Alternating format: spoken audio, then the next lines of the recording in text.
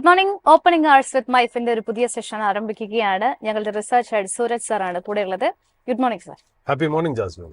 ഏതായാലും ആദ്യം തന്നെ മാർക്കറ്റിലേക്ക് നോക്കാം. ഇന്ന് വളരെ ഫ്ലാറ്റ് നോട്ടിലുള്ള ഒരു ട്രേഡിംഗ് ആണ് കാണാൻ സാധിക്കുന്നത്. 24,812 എന്നുള്ള ഒരു നിലവാരത്തിലാണ് ഇപ്പോൾ നിഫ്റ്റി 50 പെർഫോം ചെയ്യുന്നത്. ബാങ്ക് നിഫ്റ്റിയും ഫ്ലാറ്റ് ആണ്. സെക്ടറൽ ഇൻഡൈസസുകളിലൊക്കെ തന്നെ ഒരു മിക്സഡ് ആയിട്ടുള്ള ഒരു പെർഫോമൻസ് ആണ് ആദ്യത്തെ മിനിറ്റിൽ നമുക്ക് കാണാൻ സാധിക്കുന്നത്.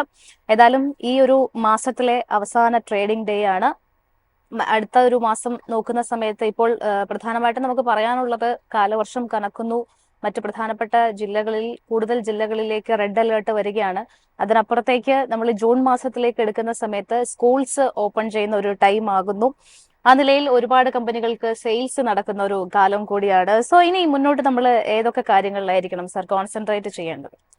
ജാസ്മിൻ, ഇതിലിപ്പോ രസകരമായിട്ടുള്ള കാര്യം, നമ്മൾ രാവിലെ വന്ന് ടാരിഫും അല്ലെങ്കിൽ ഫോറിൻ യൂണിവേഴ്സിറ്റി, എസ്പെഷ്യലി അമേരിക്കൻ യൂണിവേഴ്സിറ്റിയിൽ മറ്റുള്ള ഫോറിൻ സ്റ്റുഡൻസിനുള്ള റെസ്ട്രിക്ഷൻസും ഒക്കെ പറയുമ്പോഴേ ഇന്നലെ ട്വിറ്ററിൽ, അതായത് എക്സിൽ ഒരു വീഡിയോ സർക്കുലേറ്റ് ചെയ്യുന്നുണ്ടായിരുന്നു. സത്യം പറഞ്ഞാൽ ഇന്ത്യൻ കമ്മ്യൂണിറ്റിയുടെ ആ US-ലുള്ള ഇൻഫ്ലുവൻസ്, അതായത് ഒരു കല്യാണത്തിന്റെ ബാരാത്താണ്. നോർത്ത് ഇന്ത്യൻ കല്യാണങ്ങൾക്ക് ബാരാത്ത് ഉണ്ടല്ലോ. ഈ ബാരാത്ത് ശരിക്കും പറഞ്ഞാൽ ഇന്നലെ ലോവർ മാൻഹട്ടൻ, നമ്മുടെ ഫിനാൻഷ്യൽ ഡിസ്ട്രിക്ട് ന്യൂയോർക്കിലെ കംപ്ലീറ്റ് ബ്ലോക്ക് ചെയ്തുകൊണ്ടാണ് അത് പോയെന്നുള്ളത്. ഏതാണ്ട് 400 പേര് ആ ബാരാത്തിൽ പങ്കെടുത്തു എന്നുള്ളത്. അപ്പം നമ്മളിവിടെ ഓരോ ഇന്ത്യക്ക് എഗെയിൻസ്റ്റ് ആയിട്ട് ട്രംപിന്റെ ടാരിഫും അതും ഇതൊക്കെ പറഞ്ഞുകൊണ്ടിരിക്കുന്ന സമയത്ത് ആ ഇന്ത്യൻ കമ്മ്യൂണിറ്റിക്ക് US-ലുള്ള ഹോൾഡ് എന്താണെന്ന് ഞാൻ ജസ്റ്റ് ഒന്ന് ആലോചിച്ച് നോക്കുമായിരുന്നു. ആ വീഡിയോ എപ്പോഴെങ്കിലും കാണണമെങ്കിൽ ഒന്ന് കാണണം കേട്ടോ. എല്ലാവരും പ്രേക്ഷകരെല്ലാവരും വളരെ സന്തോഷകരമായിട്ടും വലിയ പ്രൗഡായിട്ടുള്ള, അതായത് നമ്മൾ ഒരിക്കലും പറയില്ലല്ലോ ഈ വാൾ സ്ട്രീറ്റ് എന്നൊക്കെ പറയുന്ന ഫിനാൻഷ്യൽ ഡിസ്ട്രിക്ട് എന്ന് ഇത്രയും ബിസി ആയിട്ടുള്ള സ്ഥലം. അതുമാത്രമല്ല ന്യൂയോർക്കൊക്കെ ട്രാഫിക് കൺജൻഷന്റെ ഏരിയയാണ്. അവിടെയൊക്കെ ഒരു ബാരാത്ത് റോട്ടിൽ കൂടെ പോകണം നമ്മൾ ഇവിടെയൊക്കെ കാണുന്ന പോലെ അവിടെ കാണുക എന്ന് പറഞ്ഞാൽ അത് ശരിക്കും പറഞ്ഞ ഒരു പ്രൗഡ് ഫീലിംഗ് തന്നെയാണെന്നുള്ള ഒരു കാര്യം. എന്തായാലും നമുക്ക് സംഭവങ്ങളിലേക്ക് തിരിച്ചു വരാം. ഏതായാലും ഇപ്പോൾ നമ്മൾ ഇന്നലെ സംസാരിച്ച പോലെ US-ന്റെ ട്രേഡ് കോർട്ട് ഇന്നലെ ശരിക്കും പറഞ്ഞാൽ ടാരിഫിന്റെ കാര്യത്തിൽ ട്രംപിന് ഒരു തട ഇട്ട് വെച്ചിരുന്നു. ബട്ട് തീർച്ചയായിട്ടും അത് അപ്പീൽ പോയി എന്നുള്ളതാണ്. US ഫെഡറൽ അപ്പീൽ കോർട്ട് അത് തീർച്ചയായിട്ടും റീഇൻസ്റ്റേറ്റ് ചെയ്തു. അതായത് ഈ പറയുന്ന പോലെ ടാരിഫ് ഇസ് ഓൺ, അതായത് ഇനി ട്രംപിന് ടാരിഫ് ആയിട്ട് തന്നെ മുന്നോട്ട് പോവാം, but subject to other legal proceedings കേട്ടോ. ഇതോടുകൂടി അത് കഴിഞ്ഞല്ല. ശരിക്കും പറഞ്ഞാൽ ഓരോ ദിവസവും ട്വിസ്റ്റോട് ട്വിസ്റ്റ് ആണ്. അല്ല, തീർച്ചയായിട്ടും. അതായത് നമ്മളിപ്പോ ഈ ജൂലൈ 9 പോകുമല്ലോ. ഇനി വരാൻ പോണ ദിവസങ്ങളിൽ ലീഗൽ ബാറ്റിലും സംസാരവും കാര്യം എന്ന് വെച്ചാൽ ഇതിലിപ്പോ ലീഗലി തന്നെ ട്രംപിന് എന്തെങ്കിലും ഒരു നെഗറ്റീവ്സ് അവിടെ സംഭവിക്കുകയാണെങ്കിൽ അദ്ദേഹം അതൊരു പ്രസ്റ്റീജ് ഇഷ്യൂ ആയിട്ട് എടുക്കുന്നില്ല. ബട്ട് ഈ പറയുന്ന പോലെ നമ്മൾ അമേരിക്കൻ കോൺസ്റ്റിറ്റ്യൂഷൻ, നമുക്കിപ്പോ അമേരിക്കൻ കോൺസ്റ്റിറ്റ്യൂഷനെ മുഴുവനൊന്നും നമുക്ക് പഠിക്കാൻ പറ്റിയില്ലെങ്കിലും ഈ ടാരിഫ് ഒക്കെ വന്നതിന് ശേഷം, ഈ കോർട്ട് റൂളിംഗ് ഒക്കെ ഇന്നലെ വന്നതിന് ശേഷം കോർട്ട് റൂളിംഗിന്റെ ജഡ്ജ്മെന്റ് അല്ലെങ്കിൽ കുറച്ചൊക്കെ എന്താ പറയാ ഫെഡറൽ ഗവൺമെന്റ് എങ്ങനെ ഓപ്പറേറ്റ് ചെയ്യണമെന്നൊക്കെ നോക്കുമ്പോൾ ട്രംപിന് ഇത് മാത്രമല്ല കേട്ടോ. അതായത് നാഷണൽ എമർജൻസി കേസ് കൂടെ ഒരു ടാരിഫ് വെച്ചതിലാണ് ട്രംപ് ഈ ബാക്ക്ലാഷ് സംഭവിച്ചതെന്നുള്ളതാണ്. അപ്പൊ അവിടെയൊക്കെ ഈ സെക്ഷൻ 122 ഓഫ് ടാരിഫ് എന്നൊക്കെ പറഞ്ഞൊരു കാര്യങ്ങളുണ്ട്. അതിൽ വേണമെങ്കിൽ അദ്ദേഹത്തിന് 15 ദിവസത്തെ ടാരിഫ് 150 ദിവസത്തേക്ക് കൊണ്ടുവരാനുള്ള പ്രൊവിഷൻ ഒക്കെ ഉണ്ട്. അപ്പൊ ഈ പറയുന്ന പോലെ ഈ ഒരു രീതിയിൽ മാത്രമല്ല, there are different ways by which Trump and Trump administration can bring in tariff എന്നുള്ളതാണ്.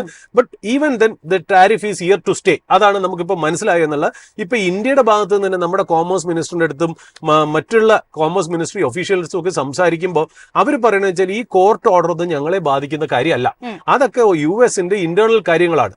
എന്തായാലും ഞങ്ങൾക്ക് ഒരു ട്രേഡ് ഡീൽ സൈൻ ചെയ്തേ പറ്റുള്ളൂ എന്നുള്ള രീതിയിലാണ് അത്. അപ്പൊ എല്ലാവരും അത് ട്രേഡ് ഡീൽ എന്ന് പറയുന്നത് ഒരു റിയാലിറ്റി ആക്കി മനസ്സിലാക്കിക്കൊണ്ട്, കാര്യം ട്രംപ് എന്ത് വന്നാലും ആ രീതിയിൽ തന്നെ പോവുള്ളൂ എന്നുള്ളത് മനസ്സിലാക്കി എന്നുള്ള കാര്യം. But the court battle is on. അതുകൊണ്ട് അങ്ങോട്ടും ഇങ്ങോട്ടും ഒക്കെ ന്യൂസ് മാറാനും അതിനെ ബേസ് ചെയ്ത് മാർക്കറ്റിൽ ഫ്ലക്ച്വേഷൻ ഉണ്ടാവാനുള്ള ചാൻസസ് വളരെ ഹൈ ആണ്. ഒന്നാമത്തെ കാര്യം. രണ്ടാമത്തെ കാര്യം, നമ്മൾ കഴിഞ്ഞ ആഴ്ച പറഞ്ഞിരുന്നത് മാർക്കറ്റ് ഫിയർ ചെയ്തിരുന്ന ഗ്ലോബൽ ബോണ്ടുകൾ കയറും, ചിലപ്പോൾ ഒരു flight of capital from stocks to bond സംഭവിച്ചേക്കാം. ഇന്ത്യൻ മാർക്കറ്റിലും ചെറുതായിട്ടൊരു കറക്ഷൻ സംഭവിച്ചെങ്കിൽ പോലും ഇപ്പൊ നമ്മൾ കാണുന്നത് US bond yield 10-year bond yield ഒക്കെ ഒന്ന് ചെറുതായിട്ടൊന്ന് കുറയുന്നു. അതായത് മീനിങ് ഫുൾ ആയിട്ട് കുറയുന്നു. അതായത് ആ ഒരു റിസ്ക് മാർക്കറ്റിൽ നിന്ന് താൽക്കാലികമായിട്ട് പോയെന്നെങ്കിലും നമുക്ക് മനസ്സിലാക്കാം. പിന്നെ ഇന്നലെ ഒരു പ്രത്യേകത സംഭവിച്ചു കഴിഞ്ഞാൽ നമ്മുടെ ഫെഡ് ചെയർമാനെ ജെറോം പവലിനെ ഇന്നലെ ട്രംപ് മീറ്റ് ചെയ്തിരുന്നു പേഴ്സണലി. എന്നിട്ട് അവർ പുറത്തിറങ്ങി ജെറോം പവൽ പറഞ്ഞത് ഞങ്ങൾ മോണിറ്ററി പോളിസിയെ കുറിച്ചോ അല്ലെങ്കിൽ ഇൻട്രസ്റ്റ് റേറ്റ് ഈസിങ്ങിനെ കുറിച്ചോ ഞങ്ങൾ സംസാരിച്ചിട്ടില്ല എന്നാണ്. But at the same time ഫെഡിന്റെ ഒരു പ്രസ് റിലീസ് അനുസരിച്ച് അവർ പറയുന്നത് വെച്ചാൽ ഞങ്ങൾ പൊളിറ്റിക്കൽ കമ്പൽഷൻസിന് അനുസരിച്ചിരിക്കില്ല ഞങ്ങളുടെ മോണിറ്ററി പോളിസിയും ഇൻട്രസ്റ്റ് റേറ്റ്സും പോണത് truly based on the merit of the economy, അതായത് എക്കണോമിയുടെ സ്റ്റേറ്റസ് എങ്ങനെയായിരിക്കോ അതിനെ ബേസ് ചെയ്തിട്ടായിരിക്കും ഞങ്ങൾ മുന്നോട്ട് പോകുന്നതെന്നാണ് ഇന്നലെ ഫെഡിന്റെ ടേബിളിൽ നിന്ന് വന്ന ഒരു ഇൻഫർമേഷൻ. പിന്നെ ഇന്ത്യയെ സംബന്ധിച്ചിടത്തോളം, ഇന്ത്യൻ മാർക്കറ്റിനെ സംബന്ധിച്ച് നമ്മളൊരു കൺസോൾഡേറ്റഡ് റേഞ്ചിൽ തന്നെയാണ് പോകുന്നത്. നമ്മളത് പറഞ്ഞിരുന്നു, മാർക്കറ്റ് ഒരു കൺസോൾഡേറ്റഡ് റേഞ്ചിലായിരിക്കും പോകുന്നത്. ഇനി അങ്ങോട്ട് മാർക്കറ്റ് മാർക്കറ്റിനെ ഡ്രൈവ് ചെയ്യാൻ പോകുന്നത് ഇൻഡിവിജ്വൽ സ്റ്റോക്സ് ആയിരിക്കാം, ചിലപ്പോൾ മിഡ് ക്യാപ്പിലും സ്മോൾ ക്യാപ്പിലും ആയിരിക്കാം. നിഫ്റ്റി ഇങ്ങനെ തന്നെ നിൽക്കും എന്നുള്ളതാണ് നമ്മൾ ഒന്ന് സ്പെക്കുലേറ്റ് ചെയ്തത്. ഏതാണ്ട് അതേവരെ നിന്നുകൊണ്ട്. പക്ഷേ ഇൻട്രസ്റ്റിംഗ് ആയിട്ട് ഇന്നലെ മാർക്കറ്റിൽ ഒരു കാര്യം സംഭവിച്ചിട്ടുണ്ട്. അതായത് ചിലപ്പോൾ നമ്മുടെ റിസർച്ച് ഡെസ്കിൽ ആരാണ് ജോയിൻ ചെയ്യണമെന്നറിയില്ല, നമുക്ക് വേണമെങ്കിൽ ചോദിച്ചു നോക്കാന്നുള്ളത് പ്രിമച്യൂർ ആണ് സംസാരിക്കാൻ. ബട്ട് ഞാൻ ഇന്നലെ ഒബ്സർവ് ചെയ്ത കാര്യം, നിഫ്റ്റിയിൽ ഗോൾഡൻ ക്രോസ് ഓവർ എന്നൊരു സംഭവം. ഗോൾഡൻ ക്രോസ് ഓവർ എന്ന് പറഞ്ഞാൽ 50 DMA നിഫ്റ്റിയിലെ 200 DMA പാസ് ചെയ്യുന്ന ഒരു ഫിഗറാണ്. നിഫ്റ്റി 50 DMA 200 DMA പാസ് ചെയ്യുന്ന ഒരു ഫിഗറാണ്. ഇപ്പൊ നമ്മൾ നോക്കുകയാണെങ്കിൽ വെരി ക്ലോസ് ആണ്. അതായത് 50 DMA എന്ന് പറഞ്ഞാൽ 23,913 200 DMA 24,063 ആണ്. അതായത് ഇത് ക്രോസ് ഓവർ ചെയ്ത് പോവുകയാണെങ്കിൽ, ആ ഗോൾഡൻ ക്രോസ് ഓവർ നടത്തി പോവുകയാണെങ്കിൽ മാർക്കറ്റ് ടെക്നിക്കലി വളരെ ബുള്ളിഷ് ആയിട്ടുള്ള സ്റ്റേറ്റിലേക്ക് കയറും എന്നുള്ളതാണ്. അപ്പൊ അങ്ങനത്തെ ഒരു സ്ഥിതിവിശേഷത്തിന്റെ അടുത്താണ് മാർക്കറ്റ് നിൽക്കുന്നത് എന്നുള്ള വളരെ ഇമ്പോർട്ടന്റ് ആയിട്ടുള്ള ഒരു കാര്യം. അപ്പൊ അതൊന്ന് നോക്കി നമുക്ക് മുന്നോട്ട് പോകാന്നുള്ള ഒരു കാര്യം തന്നെയാണ്. പിന്നെ നമ്മൾ കുറച്ച് ചെറുതായിട്ടുള്ള കാര്യങ്ങൾ നമ്മൾ പറഞ്ഞു പോവുകയാണെന്നുണ്ടെങ്കിൽ, മാർക്കറ്റിൽ നമ്മൾ ഇന്നലെ RBIയുടെ ബാലൻസ് ഷീറ്റ് പുറത്തു വന്നു, അതിനെക്കുറിച്ചുള്ള ഡിസ്കഷൻസ് ഒക്കെ ആയി. അപ്പൊ ബാലൻസ് ഷീറ്റ് ഏതാണ്ട് RBIയുടെ, ഞാൻ അതിന്റെ ഫിഗേഴ്സിലേക്ക് പോകുന്നില്ല, 8% അപ്പാണ്. ബാലൻസ് ഷീറ്റിന്റെ സൈസ് 8% അപ്പാണ്. നെറ്റ് ഇൻകം ഏതാണ്ട് 27% അപ്പായിരിക്കുന്നു എന്നുള്ള കാര്യമാണ്. അത് മാത്രമല്ല വാല്യൂ ഓഫ് ഗോൾഡ്, അതായത് RBIയുടെ കിറ്റിയിലിരിക്കുന്ന ഗോൾഡ് 57% ഉയർന്നിരിക്കുകയാണ്. അതായത് ഏതാണ്ട് 4.3 lakh ക്രോറിന്റെ വർത്ത് ഓഫ് ഗോൾഡ് എന്നാണ് പറയുന്നത്. ഏതാ 2.75 lakh ക്രോറിൽ നിന്ന് നല്ല രീതിയിലുള്ള ഒരു ജമ്പാണ് അതിനകത്ത് സംഭവിച്ചിരിക്കുന്നത് എന്നുള്ളതാണ്. ബട്ട് ഇതിനകത്തുണ്ടല്ലോ, ഈ ഗോൾഡിന്റെ വാല്യൂ എന്ന് പറയുന്നത്, പുതിയതായിട്ട് മേടിച്ച ഗോൾഡ് എന്ന് പറയുന്നത് 54 ടണ്ണേ ഉള്ളൂ. 54 ടൺ എന്ന് പറയുമ്പോൾ ഏതാണ്ട് 7% ഓഫ് റിസർവ് മാത്രമേ ഉള്ളൂ. കൂടുതലും ഇതിന്റെ വാല്യൂ ജമ്പ് ചെയ്തു എന്നുള്ളതാണ്. അതായത് ഗോൾഡിന്റെ പ്രൈസ് ഭയങ്കരമായിട്ട് കയറിയോണ്ടുമാണ് ഈ കൂടുതലായിട്ടുള്ള ഒരു വാല്യൂ ഉയർന്ന് കാട്ടുന്നത് എന്നുള്ള വേറൊരു കാര്യം. പിന്നെ ഈ പറഞ്ഞ പോലെ അവര് റിസർവ്സ് ഒന്ന് ഇൻക്രീസ് ചെയ്തിട്ടുണ്ട്. 7.5% റിസർവ്സ് ഇൻക്രീസ് ചെയ്തിട്ടുണ്ട്. പ്രോബബ്ലി ഈ റീസൺ കൊണ്ടായിരിക്കാം ഗവൺമെന്റിന് കൊടുത്ത്, ഫിഗേഴ്സ് വെച്ച് നോക്കുമ്പോൾ ഹയസ്റ്റ് ഡിവിഡൻഡ് ആണ് ഗവൺമെന്റ് കൊടുത്തത്. ഏതാണ്ട് 2,69,000 ക്രോസോ 2,70,000 ക്രോസിന് അടുപ്പിച്ചാണ് കൊടുത്തത്. അതിന്റെ ഹിസ്റ്റോറിക് ഹൈ ആണ് കൊടുത്തതെങ്കിൽ പോലും മാർക്കറ്റ് എക്സ്പെക്ട് ചെയ്തതിനേക്കാളും കുറവാണെന്ന് കൂടെ നമ്മൾ കമന്റ് ചെയ്തത്. 3 lakh crore to 3.5 lakh crore ആണ്. അതിനിടയ്ക്കാണ് നമ്മൾ എക്സ്പെക്ട് ചെയ്തത്. നമ്മളെന്നല്ല, മാർക്കറ്റ് ജനറലി എക്സ്പെക്ട് ചെയ്തത്. ഇപ്പോഴാണ് നമുക്ക് മനസ്സിലായി, ഇന്നലെ ബാലൻസ് ഷീറ്റ് വന്നപ്പോൾ അവർ റിസർവ്സ് ഇൻക്രീസ് ചെയ്തു എന്നുള്ള 7.5% ഇൻക്രീസ് ചെയ്തത് കാരണം ഈ പറഞ്ഞ പോലെ ആയിരിക്കാം, ഈ പറഞ്ഞ പോലെ ഗവൺമെന്റ് കൊടുത്ത ഡിവിഡൻഡ് ഒന്ന് കുറഞ്ഞത്. പിന്നെ അത് മാത്രമല്ല, ഫോറക്സ് ട്രേഡിംഗിൽ അധികം കാശ് ഉണ്ടാക്കിയില്ല എന്നാണ് നമുക്കിപ്പോൾ ബാലൻസ് ഷീറ്റ് നോക്കുമ്പോൾ മനസ്സിലാവണം. അതായത് for every $1 sold RBI 2.8 rupees ആണ് ഉണ്ടാക്കി എന്നുള്ള കാര്യം. അപ്പൊ ഇതിൽ നിന്നൊക്കെ ഒരു ഔട്ട്കം നമ്മൾ നോക്കുന്ന വെച്ചാൽ, ഇത് പറഞ്ഞു പോകേണ്ട കാര്യം, ഇത് എവിടെയാണ് ഫിഗർ വരുന്നത് വെച്ചാൽ, നമ്മുടെ സ്റ്റോക്ക് മാർക്കറ്റിൽ ഇത് വലിയൊരു ഇമ്പോർട്ടൻസ് വരുന്നില്ല. RBIയുടെ കാര്യം ഹെൽത്തിയാണ്, നെറ്റ് ടു നെറ്റ് അത് ഹെൽത്തിയാണ്. ബട്ട് ഇതിന്റെ കാര്യങ്ങൾ ചിലപ്പോൾ ബോണ്ട് മാർക്കറ്റിന്, ഇന്ത്യൻ ബോണ്ട് മാർക്കറ്റിനെ അഫക്ട് ചെയ്യാം. കാര്യം ബോണ്ടിന്റെ പെർഫോമൻസ് നോക്കുന്നതെന്ന് വെച്ചാൽ, ബോണ്ട് ചിലപ്പോൾ നോക്കുന്ന ഒരു കാര്യം വെച്ചാൽ, ഈ RBI റിസർവ്സ് കൂട്ടിയില്ലേ, അതായത് ഈ കണ്ടിജൻസി റിസർവ്സും അതൊക്കെ ഒന്ന് കൂട്ടിയത് കാരണം ചിലപ്പോൾ ബോണ്ട് മാർക്കറ്റ് ചിലപ്പോൾ ഒന്ന് ആലോചിച്ചേക്കാം, ബോണ്ട് മാർക്കറ്റ് ഇൻവെസ്റ്റേഴ്സ് ആലോചിച്ചേക്കാം, ഇനി വരാൻ പോകുന്ന മാസങ്ങളിൽ RBI 3 കട്ട് ചെയ്യും എന്നാണല്ലോ നമ്മൾ പൊതുവെ പ്രതീക്ഷിക്കുന്നത്. അത് കുറഞ്ഞ് 2 കട്ട് ആവുമോ, ഇൻട്രസ്റ്റ് റേറ്റ് കട്ടിന്റെ പേസ് ഒന്ന് കുറയോ എന്ന് ചിലപ്പോൾ സംശയിക്കാനുള്ള ഒരു പോസിബിലിറ്റി അതിനകത്തുണ്ട്. ഇത് നമുക്ക് ഉറപ്പിച്ച് പറയാനില്ല, നമ്മൾ ജസ്റ്റ് ഒന്ന് ഇങ്ങനെ ഒരു കാര്യം കണ്ടു എന്ന് മാത്രം, അതൊന്ന് ജസ്റ്റ് എക്സ്പ്ലെയിൻ ചെയ്യും. പിന്നെ നമ്മൾ ഇന്ത്യയുടെ ഡിഫൻസിന്റെ സ്റ്റോറിയാണ്. അത് എന്തുകൊണ്ട് ഞാനത് പ്രത്യേകം പറയുന്നു എന്ന് വെച്ചാൽ, ഈ ആദ്യമൊക്കെ പല ഡിഫൻസ് സ്റ്റോക്കിന്റെയും കയറ്റം കണ്ടപ്പോൾ ഒരു വലിയൊരു സുഖം തന്നില്ല. കാര്യം വെച്ചാൽ ഈ ഫണ്ടമെന്റൽസിനെ ബ്രേക്ക് ചെയ്തിട്ടായിരുന്നു അത് പോയിരുന്നെന്നുള്ളത്. ബട്ട് ഇപ്പൊ അത് കൂടുതൽ ഡിഗ് ചെയ്യുമ്പോൾ ഒരു കാര്യം ഇൻവെസ്റ്റേഴ്സിന്റെ ശ്രദ്ധയിൽ പറയാതിരിക്കാൻ പറ്റില്ല. അതായത് FY 23-24 1.27 lakh crore ആയിരുന്നു ഇന്ത്യയുടെ പ്രൊഡക്ഷൻ, അതായത് ഡിഫൻസ് പ്രൊഡക്ഷൻ. അതിപ്പോ ഏതാണ്ട് 24-25 ആയപ്പോൾ 1.46 lakh crore പ്രൊഡക്ഷനായി. 15% ഇൻക്രീസ് ആണ് വന്നത്. അതൊരു ഭേദപ്പെട്ട ഇൻക്രീസ് ആണെന്നുള്ളത്. അത് മാത്രമല്ല, ഡിഫൻസ് എക്സ്പോർട്സ് ഉണ്ടല്ലോ, 2023-24 21,000 കോടിയോളം എക്സ്പോർട്സ് ആണ് വന്നത്. എന്നാൽ 24-25 ആയപ്പോഴത്തേക്ക് 24,000 കോടി, അതായത് ഏതാണ്ട് 3,000 കോടിയുടെ ഒരു റൈസ് വന്നിട്ടുണ്ട്. അതായത് 14% ഗ്രോത്ത് വന്നിട്ടുണ്ടെന്നുള്ളതാണ്. അപ്പോൾ ഇത് ഒന്ന് ആലോചിക്കണം, 10 കൊല്ലം മുമ്പേ 600-700 കോടിയായിരുന്നു ഡിഫൻസ് എക്സ്പോർട്സ് എന്ന് പറയും. അതാണ് ഈ പറയുന്ന പോലെ 21,000-24,000 കോടിയും ലാസ്റ്റ് 2 കൊല്ലമായിട്ട് വന്നപ്പോൾ സബ്സ്റ്റാൻഷ്യൽ ഇൻക്രീസ് ആണ് ഡിഫൻസ് എക്സ്പോർട്സിൽ വന്നത്. ഡിഫൻസിലെ പ്രൊഡക്ഷനും ഭയങ്കരമായിട്ട്, അതുമല്ല ഡിഫൻസ് പ്രൊഡക്ഷന്റെ 22%, അതായത് നമ്മൾ പറഞ്ഞല്ലോ 1.46 lakh crore ആണ് ഡിഫൻസ് പ്രൊഡക്ഷൻ, അതിന്റെ 28% ഏതാണ്ട് 32,000 കോടിയോളം പ്രൈവറ്റ് സെക്ടറിന്റെ ഇൻവോൾവ്മെന്റ് ആണ് അതിനകത്ത് എന്നുള്ളത് വളരെ എൻകറേജിംഗ് ആയിട്ടുള്ള ഒരു കാര്യം. പിന്നെ ഈ അതിനകത്ത് ഡിഫൻസ് ബഡ്ജറ്റിനെ കുറിച്ചും ഇന്നലെ ഒരു സോഴ്സസ് ബേസ്ഡ് ഇൻഫർമേഷൻ വന്നു വെച്ചാൽ 25-26 നമ്മൾ ഡിഫൻസിന് വേണ്ടിയിട്ട് ബഡ്ജറ്റിൽ മാറ്റി വെച്ചിരിക്കുന്ന തുക എന്ന് പറയുന്നത് 6,80,000 crores ആണ്. ഇപ്പൊ എക്സ്പെക്ട് ചെയ്യണത് 2047 31 lakh crore, അതായത് 5 times ഇൻക്രീസ് ആണ് ഡിഫൻസ് ബഡ്ജറ്റ് എക്സ്പെക്ട് ചെയ്യുന്നത്. അതിന്റെ ഇമ്പോർട്ടൻസ് എന്ന് വെച്ചാൽ നമ്മളൊന്ന് ആലോചിച്ചു, നമ്മൾ എപ്പോഴും പറയുന്നത് വെച്ചാൽ ഒരു കമ്പനിക്ക് മൾട്ടി ബാഗർ ആവണമെങ്കിൽ അത് ഓപ്പറേറ്റ് ചെയ്യണ സെക്ടറിന്റെ ഓപ്പർച്യൂണിറ്റി ഭയങ്കര ഹൈ ആയിരിക്കും. അപ്പൊ 31 lakh crore ഇൻവെസ്റ്റ്മെന്റ് വരുന്ന ഒരു sector it is a very big sector എന്നുള്ള. അപ്പൊ Indian government is taking defence, especially make in India defence, very seriously. അതിനകത്ത് PSU കമ്പനീസും പ്രൈവറ്റ് കമ്പനീസും ഉണ്ടെന്നുള്ളതാണ്. ഇപ്പൊ കുറച്ച് കമ്പനികളുണ്ട്, ഇനി പല കമ്പനികളും ഡിഫൻസിലേക്ക് ഇറങ്ങിയേക്കാം എന്നുള്ളൊരു സൂചനയും കൂടെ നമുക്ക് കാണുന്നുണ്ടെന്നുള്ളതാണ് അത് ഒന്നാമത്തെ കാര്യം.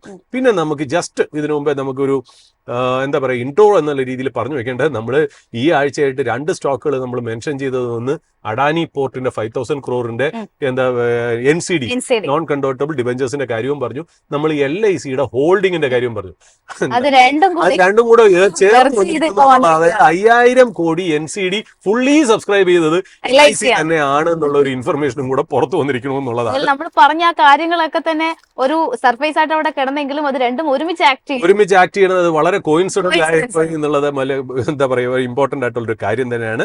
പിന്നെ ഞാൻ മാർക്കറ്റ് ലൈവിന് പോണതിന് മുമ്പേ ജാസ്മിൻ പറഞ്ഞ എന്താ നമ്മുടെ സ്കൂള് തുറക്കുന്നത് അല്ലേ, സ്കൂള് തുറക്കുന്നത് അതല്ലേ ചോദിച്ചത്. സ്കൂള് തുറക്കുന്നത് കാരണം, അതായത് പ്രത്യേകിച്ച് ഈ 25-26 ഫിനാൻഷ്യൽ ഇയറിൽ ഈ Q1 എന്ന് പറയുമ്പോഴാണല്ലോ ഏപ്രിൽ മെയ് ജൂൺ ക്വാർട്ടേഴ്സ് വരുന്നത്. അതായത് മാർച്ചിൽ ഫിനാൻഷ്യൽ ഇയർ ക്ലോസിംഗ് കഴിഞ്ഞ് ഫസ്റ്റ് ക്വാർട്ടർ എന്ന് പറഞ്ഞാൽ ആദ്യത്തെ 3 മാസം ഏപ്രിൽ മെയ് ജൂൺ, അതില് വരുന്നതാണ് ഈ പറഞ്ഞ പോലെ മൺസൂൺ ബേസ്ഡ് കമ്പനീസ്, അല്ലെങ്കിൽ ഈ പറയുന്ന പോലെ സ്കൂൾ റീ ഓപ്പണിംഗ് സ്റ്റോക്സ്. സാധാരണ അങ്ങനെ തന്നെ ബ്രോക്കറേജസ് റിപ്പോർട്ട് ഇറക്കാറുണ്ടായിരുന്നു പണ്ടൊക്കെ, അതായത് സ്കൂൾ റീ ഓപ്പണിങ്ങിന് ഏതൊക്കെ സ്റ്റോക്കാണ് ബെനിഫിറ്റ് ചെയ്യണമെന്നുള്ളത്. ജാസ്മിൻ അത് ചോദിച്ചുകൊണ്ട് ഞാൻ അതിനെക്കുറിച്ച് ജസ്റ്റ് ഒന്ന് മെൻഷൻ ചെയ്ത് പറയാം എന്നുള്ളതാണ്. അപ്പൊ സ്കൂളിന് ബേസിക്കലി നമ്മൾ നോക്കുന്നത് ശരിയാണ്, ഫസ്റ്റ് ക്വാർട്ടറിൽ ഭയങ്കരമായിട്ട് ബമ്പപ്പ് കിട്ടുന്ന. അതില്ല ഒന്നാമത്തെ കാര്യം തന്നെ ഫൂട്ട്വെയർസ്. ഈ ഫൂട്ട്വെയർസ് നമ്മളെല്ലാവരും ചെറുപ്പം മുതൽ മേടിച്ചിരിക്കുന്ന ആ ബ്ലാക്ക് ഷൂവും ആ ഒരു വൈറ്റ് ക്യാൻവാസ് ഷൂ ആണ് മിക്ക സ്കൂളുകളും അത് പറയുന്നത്. അതിന്റെ ഏറ്റവും വലിയ ലീഡർ ആയിട്ടുള്ള ഇന്ത്യയിൽ തന്നെ ഉള്ളത് ബാറ്റയും റിലാക്സോയും തന്നെയാണ്. അവരാണ് ആ ഫുട്വെയർ കാറ്റഗറി അവർ ചെയ്യുന്നത്. ഓഫ് കോഴ്സ് ഇപ്പൊ ഒരുപാട് മെട്രോ ബ്രാൻഡ്സ് ഒന്നും മറ്റേതെന്നൊക്കെ പറഞ്ഞു വരുന്നുണ്ടെങ്കിൽ പോലും ഇവരാണ് അതിന്റെ മെയിൻ പ്ലേയേഴ്സ് ആയിട്ട്. എസ്പെഷ്യലി ബാറ്റ, ഇപ്പൊ റിലാക്സോയും കൂടെ അതിനകത്ത് കയറിയിട്ടുണ്ടെന്നുള്ളത് ഒരു ഇമ്പോർട്ടന്റ് ആയിട്ടുള്ള ഒരു കാര്യമാണ്. അപ്പോൾ സ്കൂൾ ഷൂസുകൾ ഈ പറയുന്ന പോലെ ഇനി വരാൻ പോകുന്ന ദിവസങ്ങളിൽ ആഴ്ചകളിൽ ഒരു കോൺസെൻട്രേഷനിൽ വരും. കാര്യം നല്ല മൺസൂൺ ഒക്കെ വരികയാണെങ്കിൽ ഉണ്ടല്ലോ ഈ പറയുന്ന പോലെ ഇതിനകത്ത് കുറെ സ്റ്റോക്കുകൾക്കൊക്കെ നല്ല രീതിയിൽ ഒരു അപ്പോർഡ് മൂവ്മെന്റ് കിട്ടാനുള്ള ചാൻസ് ഉണ്ടെന്നുള്ളത്. അപ്പൊ ആദ്യം ഈ പറഞ്ഞ പോലെ ഷൂസിന്റെ കാര്യം. രണ്ടാമത് യൂണിഫോംസ് എന്ന് പറയുമ്പോൾ നമ്മൾ വെയർ ചെയ്യുന്ന യൂണിഫോംസ് ഉണ്ട്, ഇന്നർ വെയർ ഉണ്ട്. അങ്ങനത്തെ കമ്പനികൾക്ക് സാധാരണ ഈ ക്വാർട്ടറുകളിൽ ഒരു ബമ്പപ്പ് കിട്ടാറുണ്ട്. യൂണിഫോംസിന് ഓഫ് കോഴ്സ് ഈ വിമൽ ഈ പറഞ്ഞ പോലെ Reliance is a big beneficiary of this, Bombay Dyeing is a big beneficiary of this, Arvind Mills, Raymond, ഇതൊക്കെയാണ് ആ സ്കൂൾ യൂണിഫോംസിൽ സാധാരണ നമ്മൾ സ്റ്റിച്ച് ചെയ്യാൻ നേരത്ത് നമ്മൾ കൂടുതലും വാങ്ങിക്കുന്നുള്ള. വൈറ്റും ബ്ലാക്കും ബ്ലൂവും ഗ്രേ കളറും ഒക്കെ കോമൺ കളേഴ്സ് ഒക്കെ. ചില സ്കൂളൊക്കെ അവരുടേതായ യൂണിഫോംസ് പ്രൊവൈഡ് ചെയ്യുന്നുണ്ട്. പിന്നെ ബോംബെ ഡൈയിങ് അതിനകത്തൊരു വലിയ പ്ലെയർ തന്നെ കേട്ടോ. അതുകൂടാതെ ഇന്നർ വെയറിൽ ഒരുപാട് കമ്പനീസ് ഉണ്ട്. ജോക്കി, അതായത് Page Industries, Rupa and company, Dollar Industries, Lux, ഇതിനൊക്കെ ഏതാണ്ട് ഈ ഒരു ക്വാർട്ടർ വളരെ നല്ല ക്വാർട്ടർ ആയിട്ട് മാറാനുള്ള ചാൻസ് ഉണ്ട്. പിന്നെ വരുന്നത് സ്റ്റേഷനറി ആൻഡ് സ്കൂൾ സപ്ലൈസ്. അത് ബേസിക്കലി സ്റ്റേഷനറി എന്ന് പറയുമ്പോൾ കൊക്കോയു, ക്യാമലിൻ, അതായത് നമ്മുടെ ഇൻസ്ട്രുമെന്റ് ബോക്സും ഒക്കെ തന്നെ ക്യാമലിന്റെ ആണെന്നുള്ളത്. ഡോംസ് ഇൻഡസ്ട്രീസ്, പേന, പെൻസിൽ, അങ്ങനെയൊക്കെ ഉള്ളത് ഡോംസ് ഇൻഡസ്ട്രീസ് വരുന്നു. ലിങ്ക് ലിമിറ്റഡ് എന്ന് പറഞ്ഞ കമ്പനി ഉണ്ട്, ലിങ്ക് പേന, ലിങ്ക് പെൻസും ഭയങ്കര ഫേമസ് ആണ്. അപ്പൊ അതും ലിസ്റ്റഡ് കമ്പനി ആണെന്നുള്ളത് നമ്മളൊന്ന് പറഞ്ഞു വെക്കുന്നു. പിന്നെ പിഡിലൈറ്റ്, അതായത് ഈ ക്രാഫ്റ്റിൽ ഈ ഫെവിക്രിൽ, അതായത് ഈ പെയിന്റിങ്ങിന് ഉപയോഗിക്കുന്ന ഫെവിക്രിലൊക്കെ പിഡിലൈറ്റ് നമ്മുടെ ഫെവിക്കോൾ MCയിൽ ഒക്കെ ഉണ്ടാക്കുന്ന കമ്പനിയുടെ ഒരു പ്രോഡക്റ്റ് ആണ് ഫെവിക്രിൽ എന്ന് പറഞ്ഞാൽ. ഫെവിക്രിലിന്റെ ഇന്നാള് തന്നെ നമ്മുടെ കമ്പനിയുടെ മൈഫിന്റെ ഒരു മീറ്റിംഗിന് നമ്മൾ ഒരു ഹോട്ടലിൽ കൂടിയപ്പോൾ അതിന്റെ തൊട്ടപ്പുറത്തെ ബാങ്കറ്റ് ഹാളിൽ ഫെവിക്രിലിന്റെ കേരള മീറ്റിംഗ് ആണ് നടന്നത് എന്നുള്ളതാണ്. അതാണ് വളരെ ഇമ്പോർട്ടന്റ് ആയിട്ടുള്ള കാര്യം. സോ അങ്ങനത്തെ കാര്യങ്ങൾ കൂടെ സ്റ്റേഷനറി ആൻഡ് സ്കൂൾ സപ്ലൈസ്. പിന്നെ ടെക്സ്റ്റ് ബുക്സിലേക്ക് വരുമ്പോൾ ഈ പറയുന്ന പോലെ text books and not books കേട്ടോ. ഈ എസ് ചന്ദ് എന്ന് പറഞ്ഞ കമ്പനി ഉണ്ട്, എസ് ചന്ദ് എന്ന് പറഞ്ഞ കമ്പനി. അവര് ഈ സ്കൂൾ ടെക്സ്റ്റ് ബുക്സിന്റെ ആശാന്മാരാണ് അവര്. അപ്പൊ അവര് വളരെ ഇമ്പോർട്ടന്റ് പ്ലെയർ ആണ്. പിന്നെ വരുന്നത് നമ്മുടെ ITCയുടെ ക്ലാസ്മേറ്റ്. നിങ്ങൾ ഏത് സൂപ്പർ മാർക്കറ്റിൽ പോകുമ്പോഴും ക്ലാസ്മേറ്റ് എന്ന് പറഞ്ഞ നോട്ട്ബുക്ക് കാണുകയാണെങ്കിൽ ദാറ്റ് ഈസ് ഫ്രം ITC ആണെന്നുള്ളത് നിങ്ങൾ മറക്കണ്ട എന്നുള്ള. പിന്നെ Navneet is also big player in textbook as well as notebooks എന്നുള്ളതാണ്. പിന്നെ EdTech, എഡ്യൂക്കേഷണൽ ടെക്നോളജി പ്ലാറ്റ്ഫോംസ് ഉണ്ട്. അതിൽ Z Learn ഒരു പ്ലെയർ ആണ്, അത് നമ്മുടെ ലിസ്റ്റഡ് ആയിട്ടുള്ള ഒരു പ്ലെയർ ആണെന്നുള്ളത്. എന്നുള്ളത്. പിന്നെ ഈ പറഞ്ഞ പോലെ ഈ സ്കൂളിന്റെ ട്രാൻസ്പോർട്ടേഷൻ ഏറ്റവും കൂടുതൽ ബസ് വാങ്ങിക്കുന്ന ക്വാർട്ടറാണ് ഇതെന്നൊക്കെ പറഞ്ഞാൽ അതിന് ബെനിഫിറ്റ് ചെയ്യണത് നമ്മുടെ JBM auto, Tata Motors, Force മോട്ടോഴ്സിന്റെ ടെമ്പോ ട്രാവലർ, ഇതൊക്കെയാണ് ഏറ്റവും കൂടുതൽ മേടിക്കുന്നത്. പല സ്കൂളുകളുടെയും ക്യാപിറ്റൽ എക്സ്പാൻഷൻ നടക്കുന്ന ഒരു സമയമാണ് ഈ വെക്കേഷൻ ടൈം. അപ്പൊ അതിലാണ് ഏറ്റവും കൂടുതൽ ഇവർ സ്കൂൾ ബസ്സസ് ഒക്കെ മേടിക്കുന്നത്. പിന്നെ സ്നാക്സ് കേട്ടോ, അതായത് ബ്രിട്ടാനിയയുടെ ബിസ്ക്കറ്റ്സ് വളരെ ഫേമസ് ആണ്. അതുപോലെ അവരിപ്പോ കേക്ക്സ് പോലത്തെ സ്നാക്സുകളൊക്കെ കൊണ്ടുവന്നിട്ടുണ്ടെന്നുള്ള. പിന്നെ ITCയുടെ സൺഫീസ്റ്റ് എന്ന് പറയുന്നത് നിങ്ങൾ ബിസ്ക്കറ്റ് കാണുമ്പോൾ ITCയെ തന്നെ ഓർക്കണം. ഈ ഒരു സൂപ്പർ മാർക്കറ്റിൽ ഇരിക്കുന്ന കാര്യങ്ങളാണ് നമ്മൾ ഇതെല്ലാം പറയുന്നത് എന്നുള്ളതാണ് അതിന്റെ രസം. നമ്മൾ ഇതിനു മുമ്പ് ഒരു സൂപ്പർ മാർക്കറ്റ്, ഒരു ഗ്രോസറി സ്റ്റോറിൽ കയറിയപ്പോൾ ഏതൊക്കെ സ്റ്റോക്ക് ഐഡി അവിടെ ഉണ്ടെന്നുള്ളത് നമ്മൾ നേരത്തെ മെൻഷൻ ചെയ്തു എന്നുള്ള. പിന്നെ മാഗി, നെസ്ലയുടെ മാഗി നൂഡിൽസും ഈ പറഞ്ഞ പോലെ ടൊമാറ്റോ കെച്ചപ്പും ഒക്കെ കിസാൻ പക്ഷേ ഈ പറഞ്ഞ പോലെ നമ്മുടെ ഹിന്ദുസ്ഥാൻ യൂണിലിവറിന്റെ കീഴിലാണ് വരുന്നത്. പിന്നെ ഇതേപോലെ അഗൈൻ ബെവറേജസ്, അതായത് ഈ Horlicks, Bournvita, Hindustan Unilever again പിള്ളേർ സ്കൂളിൽ കൊണ്ടുപോകുന്നതൊക്കെ ഈ ഹോർലിക്സും ബോൺവിറ്റയൊക്കെ തന്നെയാണല്ലോ. പിന്നെ സാനിറ്റൈസർ, ഈ ഹൈജീൻ സാധനങ്ങൾ ഈ പറയുന്ന പോലെ ഏറ്റവും കൂടുതൽ വരുന്നത് ഹിന്ദുസ്ഥാൻ യൂണിലിവർ അഗൈൻ, ലൈഫ് ബോയുടെ ഒക്കെ സാനിറ്റൈസർ ഉണ്ട്. പിന്നെ ഗോദ്രേജ് കൺസ്യൂമറും അതിനകത്തൊരു പ്ലെയർ ആണെന്നുള്ളതാണ്. പിന്നെ ഇതൊന്നും പോരാതെ കമ്പ്യൂട്ടർ ആൻഡ് പെരിഫറൽസ് കേട്ടോ. ഈ കമ്പ്യൂട്ടർ ആൻഡ് പെരിഫറൽസ് വരുമ്പോഴത്തേക്ക് റെഡിംഗ്ടൺ എന്ന് പറഞ്ഞ സ്റ്റോക്ക് നമ്മൾ ഒരു 2 ആഴ്ചയ്ക്കുള്ളിൽ ഇത് കവർ ചെയ്തതാണ്. റെഡിംഗ്ടൺ എന്ന് പറഞ്ഞ ഈ IT പ്രോഡക്ട്സിന്റെ സപ്ലൈ ചെയിൻ മാനേജ്മെന്റ് ചെയ്യുന്ന കമ്പനികളൊക്കെയാണ് ഇതിനകത്ത് ബേസിക്കലി വരുന്നത്. അപ്പൊ ഈ സ്റ്റോക്കുകളൊക്കെയാണ് ഈ പറയുന്ന ഒരു മൺസൂൺ സമയത്ത് അല്ലെങ്കിൽ ഒരു സ്കൂൾ റീ ഓപ്പണിംഗ് സമയത്ത് ഇൻ ഫോക്കസ് ആയിട്ട് വരുന്നത്. ഇതിന്റെയൊക്കെ ബെസ്റ്റ് ക്വാർട്ടർ ഒരുമാതിരി മിക്ക നമ്മൾ മെൻഷൻ ചെയ്ത് ഇപ്പൊ HUL, ITC പോലത്തെ ബിഗ് കമ്പനീസ് അല്ല ഞാൻ പറഞ്ഞത്. ബോംബെ ഡൈയിങ് പോലെയുള്ള ഈ ഷൂട്ടിങ്സ്, അതായത് ഈ സ്കൂൾ യൂണിഫോംസ് വരുന്ന കമ്പനികൾ, സ്കൂൾ ഷൂസ് പ്രൊവൈഡ് ചെയ്യണ ബാറ്റ, റിലാക്സോ, പിന്നെ അല്ലെങ്കിൽ കാമലിൻ കമ്പനി, ഫെവിക്രിൽ, അങ്ങനത്തെ ക്ലാസ്മേറ്റ്സ് എന്ന് പറയുന്ന നോട്ട്ബുക്ക്, നവനീത് എഡ്യൂക്കേഷൻ, അല്ലെങ്കിൽ യെസ് ചന്ദ്, ഇങ്ങനത്തെ കമ്പനികൾക്ക് ഈ മിഡ് സ്മോൾ ക്യാപ് സെഗ്മെന്റിലുള്ള പല കമ്പനിക്കും Q1 എന്ന് പറയുന്നത് വളരെ ഇമ്പോർട്ടന്റ് ആയിട്ടുള്ള ഒരു ക്വാർട്ടറാണ്. അതായത് ഈ പറഞ്ഞ പോലെ ഏപ്രിൽ, മെയ്, ജൂൺ. അപ്പൊ ജൂൺ മാസമാണ് സ്കൂൾ റീ ഓപ്പണിംഗ് കൂടുതലും വരുന്നത്. അപ്പൊ ഒരു പർച്ചേസ് അവിടെ നടക്കുകയാണെങ്കിൽ ഒരു ബമ്പപ്പ് ഇൻ സെയിൽസ് വരുന്ന ഒരു ചാൻസസ് വളരെ ഹൈ ആണെന്നുള്ളത് ഒന്ന് പറഞ്ഞു വെക്കുന്നു. But ITC, Unilever, Godrej consumer, Tata consumer, Nestle പോലത്തെ ഒരു എവർഗ്രീൻ ആയിട്ട് എല്ലാ സൈക്കിൾസിലും എല്ലാ ക്വാർട്ടറിലും ഒരുപോലെ തന്നെ സെക്യുലർ ആയിട്ടുള്ള ഒരു ഗ്രോത്ത് തരുന്ന കമ്പനീസ് ആണ്. ഓഫ് കോഴ്സ് ഇനി ആ ഗ്രോത്ത് നന്നായിട്ടാണ് നമ്മൾ എക്സ്പെക്ട് ചെയ്യുന്നത്. കാര്യം മാർക്കറ്റിൽ ഈ പറയുന്ന പോലെ 2 ടെയിൽവിൻഡുകൾ മാർക്കറ്റിൽ കൺസംഷനെ സംബന്ധിച്ചുണ്ട്. ഒന്നെന്ന് പറയുന്നത് ഇൻട്രസ്റ്റ് റേറ്റ് കുറഞ്ഞു വരും എന്നുള്ള ഒരു സൈക്കിളിലേക്ക് നമ്മൾ കയറുന്നു. രണ്ടാമത് 12 lakhs ഒരു ഇൻകം ടാക്സ് റേറ്റ് കട്ടുമുണ്ട്. ഇത് രണ്ടും കൺസംഷനെ ഡ്രൈവ് ചെയ്യും എന്നാണ് പറയുന്നത്. നമ്മൾ 2 ദിവസം മുമ്പ് ഹിന്ദുസ്ഥാൻ യൂണിലിവറും നമ്മൾ കവർ ചെയ്തിരുന്നു എന്നുള്ളത്. അതായത് ചിലപ്പോൾ ഒരു സെക്ടർ റൊട്ടേഷൻ ഇതിലേക്ക് വന്നേക്കാം എന്നുള്ളതാണ് നമുക്ക് ഇമ്പോർട്ടന്റ് ആയിട്ടുള്ള. പിന്നെ ഒരു കാര്യം കൂടെ പറഞ്ഞ് നമുക്ക് ലൈവിലേക്ക് പോവാം. അതായത് നമ്മൾ സ്പോട്ട്ലൈറ്റിലേക്ക് നമ്മൾ വേറൊരു സ്റ്റോക്ക് വച്ചിട്ടുണ്ടെങ്കിൽ പോലും നമ്മൾ ഈ സൊമാറ്റോന്റെ കാര്യം ഒന്നും മാർക്കറ്റിൽ നോക്കേണ്ടതായിട്ടുണ്ട്. എറ്റേണൽ, അതായത് നമ്മൾ അതിനകത്ത് ഈ ഫുഡ്സിയുടെ റീബാലൻസിങ്ങും MSCIയുടെ റീബാലൻസിങ് കാണണം. 800 million ഒരു സെല്ലിംഗ് ഈ കമ്പനിയിൽ നടക്കാൻ ചാൻസ് ഉണ്ടെന്ന് നമ്മൾ പറഞ്ഞു. നടക്കാൻ ചാൻസ് ഉണ്ടെന്നല്ല, ബുധനാഴ്ച എങ്ങാണ്ട് ഒന്ന് നടന്നു ഫുഡ്സിയുടെ റീബാലൻസിങ്. ബുധനാഴ്ചയാണെന്ന് തോന്നുന്നു അല്ലെ? ബുധനാഴ്ച നടന്നു. ഇപ്പൊ വെള്ളിയാഴ്ച എനിക്ക് തോന്നുന്നു MSCIയുടെ റീബാലൻസിങ് കൂടെ നടക്കുകയാണ്. ഇന്നലേക്ക് ആ സ്റ്റോക്കിൽ മാർക്കറ്റ് ക്ലോസിനോട് അടുപ്പിച്ച് ഇറ്റേണൽ, അതായത് സൊമാറ്റോയില് ഒരു അബ്സോർബ് ചെയ്യണം, ആ സെല് ചെയ്യണത് ഒന്ന് അബ്സോർബ് ചെയ്യണതായിട്ട് ഒന്ന് ശ്രദ്ധയിൽപ്പെട്ടിട്ടുണ്ട്. ഒരു ഇൻഡിക്കേഷൻ മാത്രമാണ്, നമ്മൾ ശരിയാവണമെന്നില്ല. സൊമാറ്റോന്റെ സെല്ലിംഗ് ഒന്ന് അബ്സോർബ് ചെയ്യണതായിട്ട് നമുക്കൊന്ന് തോന്നുന്നുണ്ടെന്നുള്ളതാണ്. കഴിയുന്നത് നമുക്കിപ്പോൾ ഫിഗേഴ്സ് ഒന്നും പുറത്തു വന്നിട്ടില്ല. അത് മാത്രമല്ല ആരാണ് ബയർ എന്നൊന്നും നമുക്കറിയില്ല. But I M waiting for more details. എനിക്ക് തോന്നുന്നു mutual fund, domestic mutual funds ആണ് അത് ബൈ ചെയ്യുന്നത് എന്നുള്ളതാണ് കിട്ടുന്ന ഒരു ഇൻഫർമേഷൻ അനുസരിച്ച്. ഏതാണ്ട് ഈ സ്റ്റോക്ക് ഇപ്പൊ എനിക്ക് തോന്നുന്നു 230 ഇപ്പൊ ട്രേഡ് ചെയ്യുന്നത്. If it is able to hold 210 to 215 levels, I am not sure, ഞാൻ ടെക്നിക്കൽ അങ്ങനെ പറയാത്താണ്. 210, 215 ഒക്കെ ഈ സെല്ലിംഗിൽ അതിന് ഹോൾഡ് ചെയ്യാൻ പറ്റുകയാണെങ്കിൽ വാച്ച് ഔട്ട് ഫോർ സൊമാറ്റോ അല്ലെങ്കിൽ eternal stock in the next few weeks. അതായത് അതിന് നല്ലൊരു കൺസോൾട്ടേഷൻ സംഭവിക്കുന്നത് പോലെ കാണാം. അപ്പൊ നമ്മൾ ഇന്ന് മാർക്കറ്റിൽ ടെക്നിക്കലായിട്ട് നമ്മൾ പറയുകയാണെങ്കിൽ മാർക്കറ്റിലെ ഒരു ഗോൾഡൻ ക്രോസ് ഓവർ, അതായത് 50 DMA ക്രോസിംഗ് 200 DMA എന്നുള്ള ഒരു കാര്യം, അതുപോലെ ഇറ്റേണലിന്റെ കാര്യം കൂടെ നമ്മളൊന്ന് പ്രിഫേസിൽ ഒന്ന് പറഞ്ഞു വെക്കുന്നു. നമുക്കിനി ആസ് ആൻഡ് വെൻ നമുക്ക് ലൈവ് അപ്ഡേറ്റ് കഴിഞ്ഞ് ഒരു ടെക്നിക്കൽ എക്സ്പേർട്ടിന്റെ ഒരു എന്താ പറയുക ഒരു ബ്രീഫിംഗും കമന്ററിയും കഴിഞ്ഞിട്ട് നമുക്ക് സ്പോട്ട്ലൈറ്റ് സ്റ്റോക്കിലേക്ക് കാണാം. ഏതായാലും ഇനി മാർക്കറ്റിന്റെ ഒരു ലൈവ് അപ്ഡേറ്റ് കൂടി നമുക്ക് കിട്ടേണ്ടതുണ്ട്. അതിനായിട്ട് നിഖിലാണ് ഇപ്പോൾ റിസർച്ച് ഡെസ്കിൽ നിന്ന് ജോയിൻ ചെയ്തത്. Good morning Nikhil. Good morning Jasmine. ഏതായാലും ഈ ഒരു മാസത്തിലെ ലാസ്റ്റ് ട്രേഡിംഗ് ഡേ ആണ്. നിഫ്റ്റിയെ സംബന്ധിച്ചിടത്തോളം ഒരു ഫ്ലാറ്റ് ടു നെഗറ്റീവ് നോട്ടിലേക്കാണ് ഇപ്പോൾ ട്രേഡിംഗ് നടക്കുന്നത്. മറ്റ് പ്രധാനപ്പെട്ട അപ്ഡേറ്റ്സ് എന്തൊക്കെയാണ്? ജാസ്മിൻ സൂചിപ്പിച്ചതുപോലെ തന്നെ നിഫ്റ്റി 50 വളരെ ഒരു ഫ്ലാറ്റ് ടു നെഗറ്റീവ് ആയ ഒരു റേറ്റിൽ തന്നെ ഇപ്പോഴും നിൽക്കുന്നു. 24,810 എന്ന് പറഞ്ഞൊരു നിരക്കിലാണ് നിഫ്റ്റി 50യിൽ ട്രേഡിംഗ് പുരോഗമിക്കുന്നത്. അഡ്വാൻസ് ആൻഡ് ഡിക്ലൈൻ റേഷ്യോ പരിശോധിക്കുകയാണെങ്കിൽ 24 കമ്പനികൾ അഡ്വാൻസ് ആയി ട്രേഡ് ചെയ്യുമ്പോൾ 26 കമ്പനികൾ ഡിക്ലൈൻ ആയി ട്രേഡ് ചെയ്യുന്ന ഒരു കാഴ്ചയാണ് നിഫ്റ്റി 50യെ സംബന്ധിച്ചിടത്തോളം. BSE സെൻസെക്സിലേക്ക് കടക്കുകയാണെങ്കിൽ ഇടിവിന്റെ തോത് ഏകദേശം ഇതേപോലെ തന്നെയാണ്. 19 കമ്പനികൾ അഡ്വാൻസ് ആയി ട്രേഡ് ചെയ്യുമ്പോൾ 10 കമ്പനികൾ ഡിക്ലൈൻ ആണ് BSE സെൻസെക്സിൽ ട്രേഡിംഗ് പുരോഗമിക്കുന്നത്. നിഫ്റ്റി ബാങ്കിലേക്ക് കടക്കുമ്പോൾ കുറേയും കൂടി ഫ്ലാറ്റായി ഏകദേശം 0.05% ഒരു ഇടിവാണ് നിഫ്റ്റി ബാങ്ക് ഇപ്പോൾ കാഴ്ചവെക്കുന്നത്. 55,514 എന്ന് പറഞ്ഞൊരു നിരക്കിലാണ് നിഫ്റ്റി ബാങ്കിൽ ട്രേഡിംഗ് പുരോഗമിക്കുന്നത്.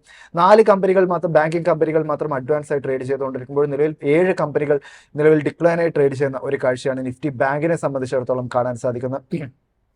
നിഫ്റ്റി 50യിലെ ടോപ്പ് ഗെയിനേഴ്സിലേക്ക് വരികയാണെങ്കിൽ ഇറ്റേണലിന്റെ ഓഹരികൾ അതിന്റെ ഇന്നലത്തെ നേട്ടം ഇന്നും തുടർന്നുകൊണ്ടിരിക്കുന്നു. ഏകദേശം 1.66%, 1.5%, 1.25% ഇടയിലുള്ള ഒരു നേട്ടമാണ് ഇറ്റേണൽ ഓഹരിയിൽ കാണാൻ സാധിക്കുന്നത്. ബജാജ് ഫിൻസർവിലേക്ക് വരുമ്പോഴും റിലയൻസ് ഇൻഡസ്ട്രീസിൽ വരുമ്പോഴും 0.25% ഒരു നേട്ടം നിലനിർത്തുമ്പോൾ ടാറ്റ കൺസ്യൂമേഴ്സ് ഇന്നലത്തെ ഒരു ഇടിവിന് ശേഷം ഇന്നിപ്പോൾ മാർക്കറ്റ് ഓപ്പൺ ചെയ്ത ആദ്യ മണിക്കൂറുകളിൽ ഏകദേശം 0.5% മുകളിലുള്ള ഒരു നേട്ടം പ്രകടിപ്പിക്കുമ്പോൾ ജിയോ ഫിനാൻഷ്യൽ സർവീസസും 0.25% മുകളിലുള്ള ഒരു നേട്ടത്തിലേക്ക് എത്തിയിരിക്കുന്നു. ടോപ്പ് ലൂസറായിട്ട് നിലവിൽ കാണാൻ സാധിക്കുന്നത് ബജാജ് ഓട്ടോയുടെ ഓഹരികളാണ്. ഏകദേശം 2.25% ഒരു ഇടിവ് ബജാജ് ഓട്ടോയെ സംബന്ധിച്ചിടത്തോളം ഉണ്ടാകുന്നു.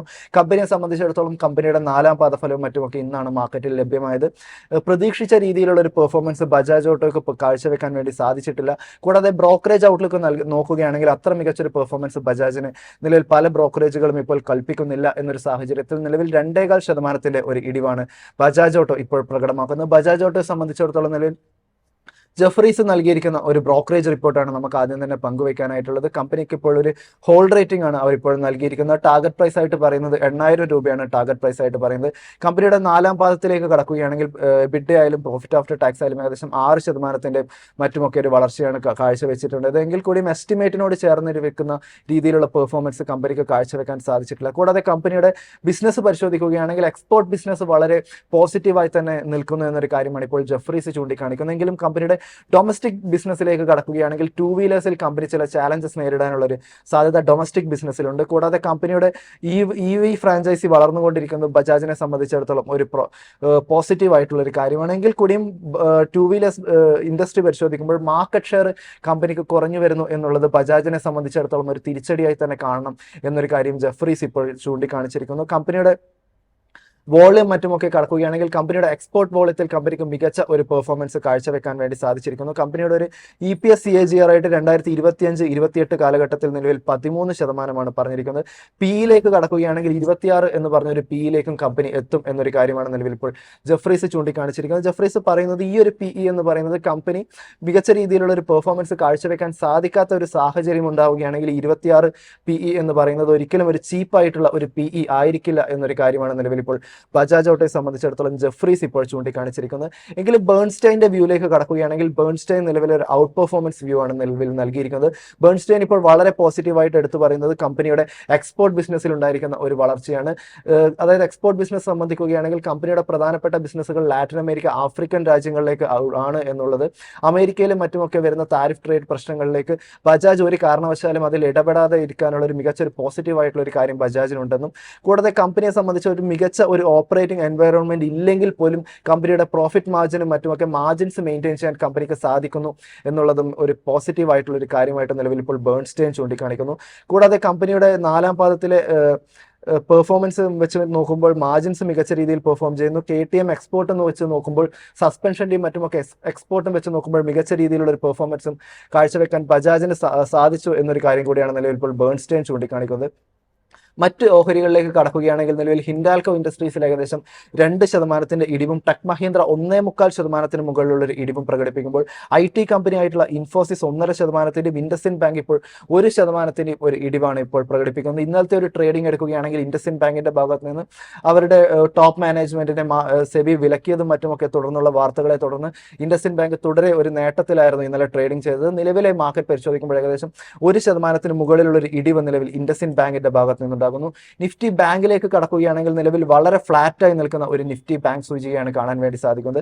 55,515 എന്ന് പറഞ്ഞൊരു നിരക്കിലാണ് നിഫ്റ്റി ബാങ്കിൽ നിലവിൽ ട്രേഡിംഗ് നടന്നുകൊണ്ടിരിക്കുന്നത്. നിഫ്റ്റി ബാങ്കിൽ ഒരു ടോപ്പ് ഗെയിനറായിട്ട് കാണാൻ സാധിക്കുന്ന AU സ്മോൾ ഫിനാൻസ് ബാങ്കിന്റെ ഓഹരികളാണ്. AU small finance bank, HDFC bank ഓഹരികൾ 2.25% മുകളിലും 2.5% ചേർന്ന് നിൽക്കുന്ന ഒരു നേട്ടം പ്രകടിപ്പിക്കുമ്പോൾ ICICI ബാങ്കും IDFC ഫസ്റ്റ് ബാങ്കും വളരെ മാർജിനലായ ഒരു നേട്ടവും പ്രകടിപ്പിക്കുന്നു. ഇൻഡസ്ഇൻഡ് ബാങ്ക് മാറ്റി നിർത്തിയിട്ടുണ്ടെങ്കിൽ മറ്റൊരു ഇടിവിൽ തുടർന്ന ബാങ്കിംഗ് കമ്പനികൾ എന്ന് പറയുന്നത് പഞ്ചാബ് നാഷണൽ ബാങ്കാണ്. ഏകദേശം 0.25% ചേർന്ന് നിൽക്കുന്ന ഒരു ഇടിവ് പഞ്ചാബ് നാഷണൽ ബാങ്കിൽ ഉണ്ടാകുമ്പോൾ കാനറ ബാങ്കും 0.5% മുകളിലുള്ള ഒരു ഇടിവ് പ്രകടമാക്കുന്നു. Kotak Mahindra bank, Axis bank ഓഹരികളും 0.5% മുകളിലുള്ള ഒരു ഇടിവും നിലവിൽ ഇപ്പോൾ കാഴ്ചവെക്കുകയാണ്.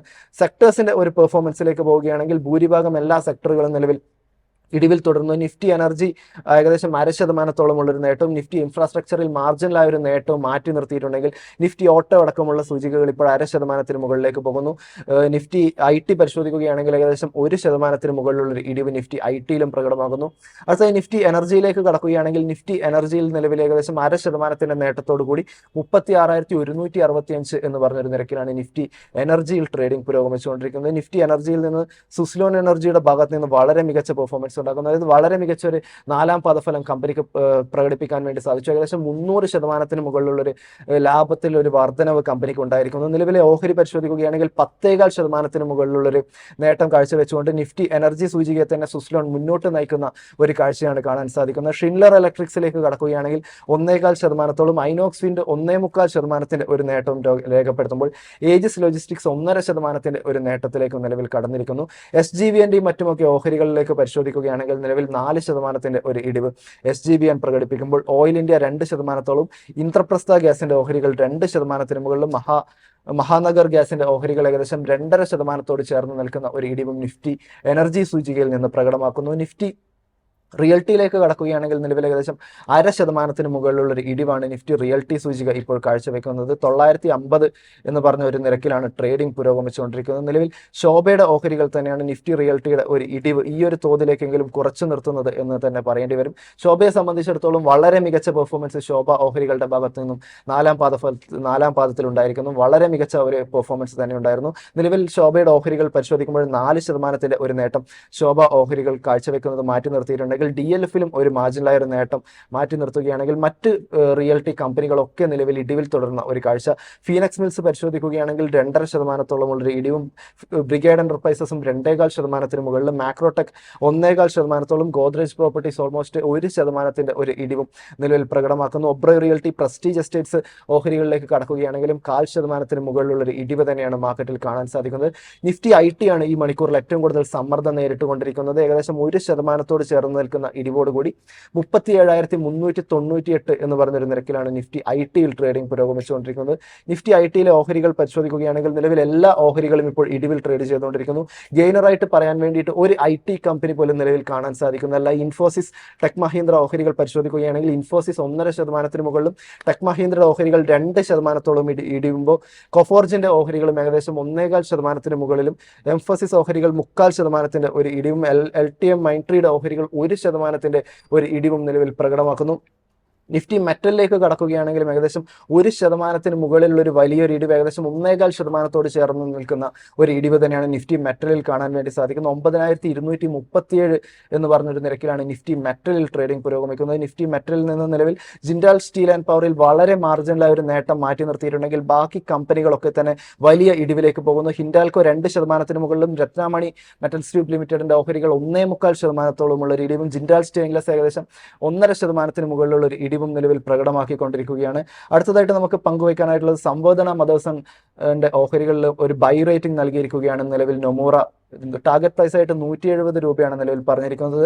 ഓഹരി പരിശോധിക്കുകയാണെങ്കിൽ ഡാറ്റ ഇപ്പോൾ ലഭ്യമല്ല. കമ്പനിയെ സംബന്ധിച്ചിടത്തോളം കമ്പനിക്ക് വളരെ സ്ട്രോങ് ആയിട്ടുള്ള ഗ്രോത്ത് പൊട്ടൻഷ്യൽ ഉണ്ട്. കൂടാതെ നോൺ ഓട്ടോ സെഗ്മെന്റ് പരിശോധിക്കുകയാണെങ്കിലും സംവേദന ഇന്റർനാഷണലിൽ മികച്ച പെർഫോമൻസ് കാഴ്ചവെക്കാൻ വേണ്ടി സാധിക്കുന്നു. കമ്പനിയുടെ 4ാം പാദഫലം മികച്ച രീതിയിൽ പെർഫോമൻസ് വിചാരിച്ചതുപോലെ വന്നില്ലെങ്കിലും തന്നെ കമ്പനിയുടെ ഫ്യൂച്ചർ നോക്കുകയാണെങ്കിൽ പിക്കപ്പിനുള്ള ഒരു സാധ്യത വളരെ മികച്ച രീതിയിലുണ്ട് എന്നൊരു കാര്യമാണ് നിലവിൽ ഇപ്പോൾ നൊമൂറ ചൂണ്ടിക്കാണിച്ചിരിക്കുന്നത്. കൂടാതെ കമ്പനിയുടെ റവന്യൂ ടാർഗറ്റ്സും വളരെ ഇൻടാക്റ്റ് ആയിട്ട് കമ്പനിക്ക് മെയിൻറ്റെയിൻ ചെയ്യാൻ സാധിക്കും എന്നൊരു കാര്യം കൂടി ഇപ്പോൾ നൊമൂറ ചൂണ്ടിക്കാണിച്ചിരിക്കുന്നു. അവസാനമായി മാർക്കറ്റിലേക്ക് മടങ്ങിപ്പോവുകയാണെങ്കിൽ കാണാൻ വേണ്ടി സാധിക്കുന്നത് വളരെ ഒരു ഫ്ലാറ്റായി തന്നെ തുടരുന്ന നിഫ്റ്റി 50 നിഫ്റ്റി ബാങ്കിനെയുമാണ്. നിഫ്റ്റി 50 പരിശോധിക്കുകയാണെങ്കിൽ 24,800 എന്ന് പറയുന്ന ഒരു റേഞ്ചിലും, നിഫ്റ്റി ബാങ്ക് നിലവിൽ ഏകദേശം വളരെ ഫ്ലാറ്റ് പോസിറ്റീവ് റേറ്റിലേക്ക് കടന്നുകൊണ്ട് 55,561 എന്ന് പറയുന്ന ഒരു നിരക്കിലും ട്രേഡ് ചെയ്യുന്നതായാണ് ജാസ്മിൻ കാണാൻ സാധിക്കുന്നത്.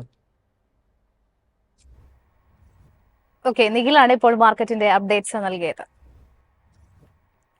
സോറി സർ, ഇന്ന് നമ്മുടെ മറ്റ് പ്രധാനപ്പെട്ട സ്റ്റോക്കുകളിലേക്ക് പോകുന്നതിന് മുൻപ് എടുത്തു പറയേണ്ട 1-2 സ്റ്റോക്സ് ഉണ്ട്. ഒന്ന് മുത്തൂറ്റ് ഫിനാൻസ് ആണ്, 4% കൂടുതൽ നേട്ടം രേഖപ്പെടുത്തുന്നു. മറ്റൊരു സ്റ്റോക്ക് മണപ്പുറത്തിന്റേതാണ്. മണപ്പുറം ഓഹരികളിലും ഇന്ന് മികച്ചൊരു മുന്നേറ്റം കാണാൻ സാധിക്കുന്നുണ്ട്. ഒരു ഫ്ലാറ്റ് പോസിറ്റീവ് നോട്ടിലാണ് ഇപ്പോൾ ട്രേഡ് ചെയ്യുന്നത്. ഈ ഒരു മുന്നേറ്റങ്ങൾക്ക് കാരണം നമ്മൾ കഴിഞ്ഞ ദിവസങ്ങളിലൊക്കെ അല്ലെങ്കിൽ കഴിഞ്ഞൊരു മാസങ്ങളിലൊക്കെ ചർച്ച ചെയ്തിട്ടുണ്ടായിരുന്നത് ഗോൾഡ് ലോൺ ഗൈഡ് ലൈൻസ് ആണ്. RBIയുടെ ഗോൾഡ് ലോൺ ഗൈഡൻസുമായി ബന്ധപ്പെട്ടിട്ട് ഒരു പുതിയ മാർഗനിർദ്ദേശം ഫിനാൻസ് മിനിസ്റ്റർ RBIയോട് ആവശ്യപ്പെട്ടിരിക്കുകയാണ്. അതായത് ഈ ഒരു ഗോൾഡ് ലോണുമായി ബന്ധപ്പെട്ടിട്ട് സ്വർണ്ണ വായ്പാ ചട്ടങ്ങളെ കുറിച്ച് തമിഴ്നാട് മുഖ്യമന്ത്രി MK സ്റ്റാലിൻ ഉന്നയിച്ച ഒരു ആശങ്കയ്ക്ക് മറുപടിയായിട്ട് ഈ ഒരു കാര്യത്തിൽ കൂടുതൽ സമയം നൽകേണ്ടതുണ്ട്. അതായത് സ്വർണ്ണ വായ്പയ്ക്ക് പുതിയ നിയമങ്ങൾ നടപ്പിലാക്കുന്നതിന് റിസർവ് ബാങ്ക് ഓഫ് ഇന്ത്യയോട് സമയം ആവശ്യപ്പെട്ടിരിക്കുകയാണ് ഇപ്പോൾ ഫിനാൻസ് മിനിസ്ട്രി എന്ന് പറയുന്നത്. തീർച്ചയായിട്ടും അതുകൊണ്ട് തന്നെ ഈ മേഖലയിൽ പ്രവർത്തിക്കുന്ന കമ്പനികളായിട്ടുള്ള മുത്തൂറ്റ്, മണപ്പുറം തുടങ്ങിയ ഓഹരികളിൽ ഇന്ന് നമുക്കൊരു വലിയ മുന്നേറ്റം കാണാൻ സാധിക്കുന്നുണ്ട്. എസ്പെഷ്യലി പറയുകയാണെന്നുണ്ടെങ്കിൽ സ്മോൾ ഗോൾഡ് ലോൺ ബോറോവേഴ്സിനെ അഫക്ട് ചെയ്യാൻ പാടില്ല എന്നുള്ള ഒരു നിലയ്ക്കാണ് കാര്യങ്ങൾ പോകുന്നത്. തീർച്ചയായിട്ടും അതിലൊരു അന്തിമ തീരുമാനം വരേണ്ടതുണ്ട്. അതിനു മുൻപ് ഒരു സമയം കൊടുത്തുകൊണ്ടുള്ള ഒരു നടപടിയാണ് ഇപ്പോൾ വന്നിരിക്കുന്നത്. സോ ഇത് എങ്ങനെയാണ് ഇതിന്റെ ഒരു രീതി എന്ന് പറയുന്നത്? ജാസ്മിൻ, ആക്ച്വലി ഈ സെക്ടർ, ഗോൾഡ് ലോൺ സെക്ടറിൽ എസ്പെഷ്യലി NBFCs ആണ് ഡോമിനേറ്റ് ചെയ്യുന്നത്. അറിയാലോ, ഗോൾഡ് ലോണിന്റെ കാര്യത്തിൽ മുത്തൂറ്റ് ഫിനാൻസിന് 1 lakh crore AUM ഉണ്ട്. രണ്ടാമത് മണപ്പുറവും അതിനകത്തൊരു പ്ലെയർ ആണ്. രണ്ട് സ്റ്റോക്കും രണ്ട് ബിസിനസ്സും നല്ല ക്ലാസിക് റിസൾട്ട്സ് ആണ് ഈ അടുത്ത കാലത്ത് FY25 കൊണ്ടുവന്നത്. എസ്പെഷ്യലി Q4 ഒക്കെ വളരെ നന്നായിരുന്നു എന്നുള്ളതാണ്. ഇപ്പൊ ഈ രണ്ട് കമ്പനികൾ, ഈ ഇൻഫാക്ട് മണപ്പുറത്തിന് ഒരു ടെയിൽവിൻ ന്യൂസ് കൂടിയുണ്ട്. അതായത് ബെയിൻ ക്യാപിറ്റൽ അതിനകത്ത് സ്റ്റേക്ക് എടുക്കുന്നു എന്നുള്ള ഒരു പോസിറ്റീവ് ആയിട്ടുള്ള ന്യൂസ് ഉണ്ട്. ഇത്രയും പോസിറ്റീവ് എൻവയറോൺമെന്റിൽ ഈ സ്റ്റോക്കുകൾ നിന്നിട്ട് പോലും ഈ സ്റ്റോക്കിന് റിസൾട്ട് കഴിഞ്ഞിട്ട് പെർഫോം ചെയ്യാൻ പറ്റിയില്ല എന്നുള്ളതാണ്. കാരണം എന്താണെന്നറിയോ, ഈ RBI ഗവർണർ അല്ലെങ്കിൽ RBI ഗവർണർ എന്ന് പറയുന്നത് ശരിയല്ലോ, RBI ഒരു ഡ്രാഫ്റ്റ് ഗൈഡ് ലൈൻസ് എന്ന് പറയുമ്പോൾ ഒരു വൈറ്റ് പേപ്പർ, അതൊരു ഡിസ്കഷൻ പേപ്പർ എന്നൊക്കെ ഇതൊക്കെ RBI പ്രപ്പോസ് ചെയ്യുന്നു. നിങ്ങൾക്ക് എന്തെങ്കിലുമൊക്കെ ഉണ്ടെങ്കിൽ നിങ്ങൾക്ക് ഫീഡ്ബാക്ക് തരാം. ഫീഡ്ബാക്ക് എന്ന് പറയുമ്പോൾ മിനിസ്ട്രിക്ക് കൊടുക്കാം, ഈ ഗോൾഡ് മർച്ചന്റ്സ് അസോസിയേഷൻ അവർക്ക് കൊടുക്കാം, അങ്ങനെ പലർക്ക് പല സ്റ്റേക്ക് ഹോൾഡേഴ്സിനും അവരെ റെപ്രസെന്റേഷൻ കൊടുക്കാം. ഈ RBI പ്രപ്പോസ് ചെയ്യുന്ന ഗൈഡ് ലൈൻസിൽ എന്തെങ്കിലും ചേഞ്ച് വരുത്തേണ്ടതെന്നാണ്. ഞാനൊരു കാര്യം പറയാം, ഇന്ത്യയുടെ ഏറ്റവും വലിയ ദുരിതം എന്താണെന്നറിയോ, ഇതേപോലത്തെ ബ്യൂറോക്രസി ആണെന്നുള്ള RBIയുടെ കാര്യത്തിൽ അവർ പറയുന്നത് എന്തിനാണെന്നറിയോ, ആ ഹെഡ്ലൈൻ, ആ ഡിസ്കഷൻ പേപ്പറിൽ അവർ കൊടുത്തിരിക്കുന്ന ഹെഡ്ലൈൻ എന്ന് വെച്ചാൽ, ഇപ്പോൾ ബാങ്ക് ഗോൾഡ് ലോണിൽ ശരിക്കും പറഞ്ഞാൽ എന്തുകൊണ്ട് ഗോൾഡ് ലോണിനെ നമ്മൾ നന്നായിട്ട് സ്ട്രക്ചർ ചെയ്ത് കൊണ്ടുവന്നു എന്നറിയോ, ഈ ഗോൾഡ് ലോൺ കൂടുതലും അൺഓർഗനൈസ്ഡ് സെക്ടറിലാണ് കിടക്കുന്നത്. കൂടുതലും ഈ പലിശയ്ക്ക് നമ്മൾ കഴുത്തിന് പിടിക്കുന്ന പലിശയിലൊക്കെയാണ് കാര്യങ്ങൾ നടന്നുകൊണ്ടിരിക്കുന്നത്. അതായത് ഒരു കണക്കില്ല ഇതിന്, എന്താണ് ഗോൾഡ് വാല്യുവേഷൻ നടക്കണേ, എത്രയൊക്കെ വെച്ചാൽ കൊള്ളപ്പലിശ മാത്രമല്ല അതിന്റെ വാല്യുവേഷനിൽ തന്നെ തട്ടിപ്പ്. ഇപ്പൊ നമുക്കിത് വാല്യൂ ചെയ്യാൻ അറിയില്ലോ. ഗോൾഡ് എന്നൊരു സ്ഥലത്ത് കൊടുക്കുമ്പോൾ ആ വാല്യൂവർ, ആ ഒരു പ്രൈവറ്റ് ആയിട്ട് അൺഓർഗനൈസ് സെക്ടറിൽ തരുന്ന ലെൻഡ് ചെയ്യുന്ന ആള് കറക്റ്റ് ആയിട്ടാണോ ഇതിന്റെ വെയിറ്റേജ് പറയുന്നതിനുള്ള ഒരു മാനദണ്ഡങ്ങളും അതിനകത്തില്ല എന്നുള്ളത്. അപ്പൊ അതിനെ അൺഓർഗനൈസ്ഡ് സെക്ടറിലേക്ക് നിന്ന് ഓർഗനൈസ്ഡ് സെക്ടറിലേക്ക് വരണം. കാര്യം സാധാരണ ജനങ്ങളാണ് ഏറ്റവും കൂടുതൽ ഗോൾഡ് ലോൺ ഉപയോഗിക്കുന്നത് എന്നുള്ള ഒരു എൻഡവറിൽ കൂടെയാണ് ഇന്ത്യ പോകുന്നത്. ഒരു ഫിനാൻഷ്യൽ ഇൻക്ലൂഷന്റെ ഭാഗമായിട്ടാണ്. ഇവിടെ ഇപ്പൊ RBI ഈ ഡിസ്കഷൻ പേപ്പറിന് കൊടുത്ത ഹെഡ്ലൈനിങ് എന്താ അറിയോ, NBFCസും ബാങ്ക്സും ഗോൾഡ് ലോണിന് ഏർപ്പെടുന്നുണ്ട്.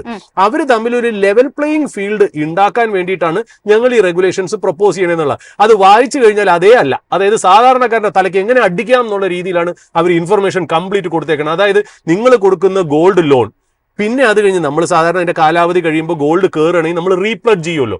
പൈസ ഇല്ലാത്തതുകൊണ്ടാണല്ലോ മനുഷ്യൻ റീപ്ലഡ് ചെയ്യണം. അത് റീപ്ലഡ് ചെയ്യണോ എന്നുള്ളത് ആലോചിക്കണം. രണ്ടാമത് അതിന്റെ വാല്യുവേഷൻ എടുക്കാനുള്ള അതിന്റെ കുറെ മാനദണ്ഡങ്ങൾ.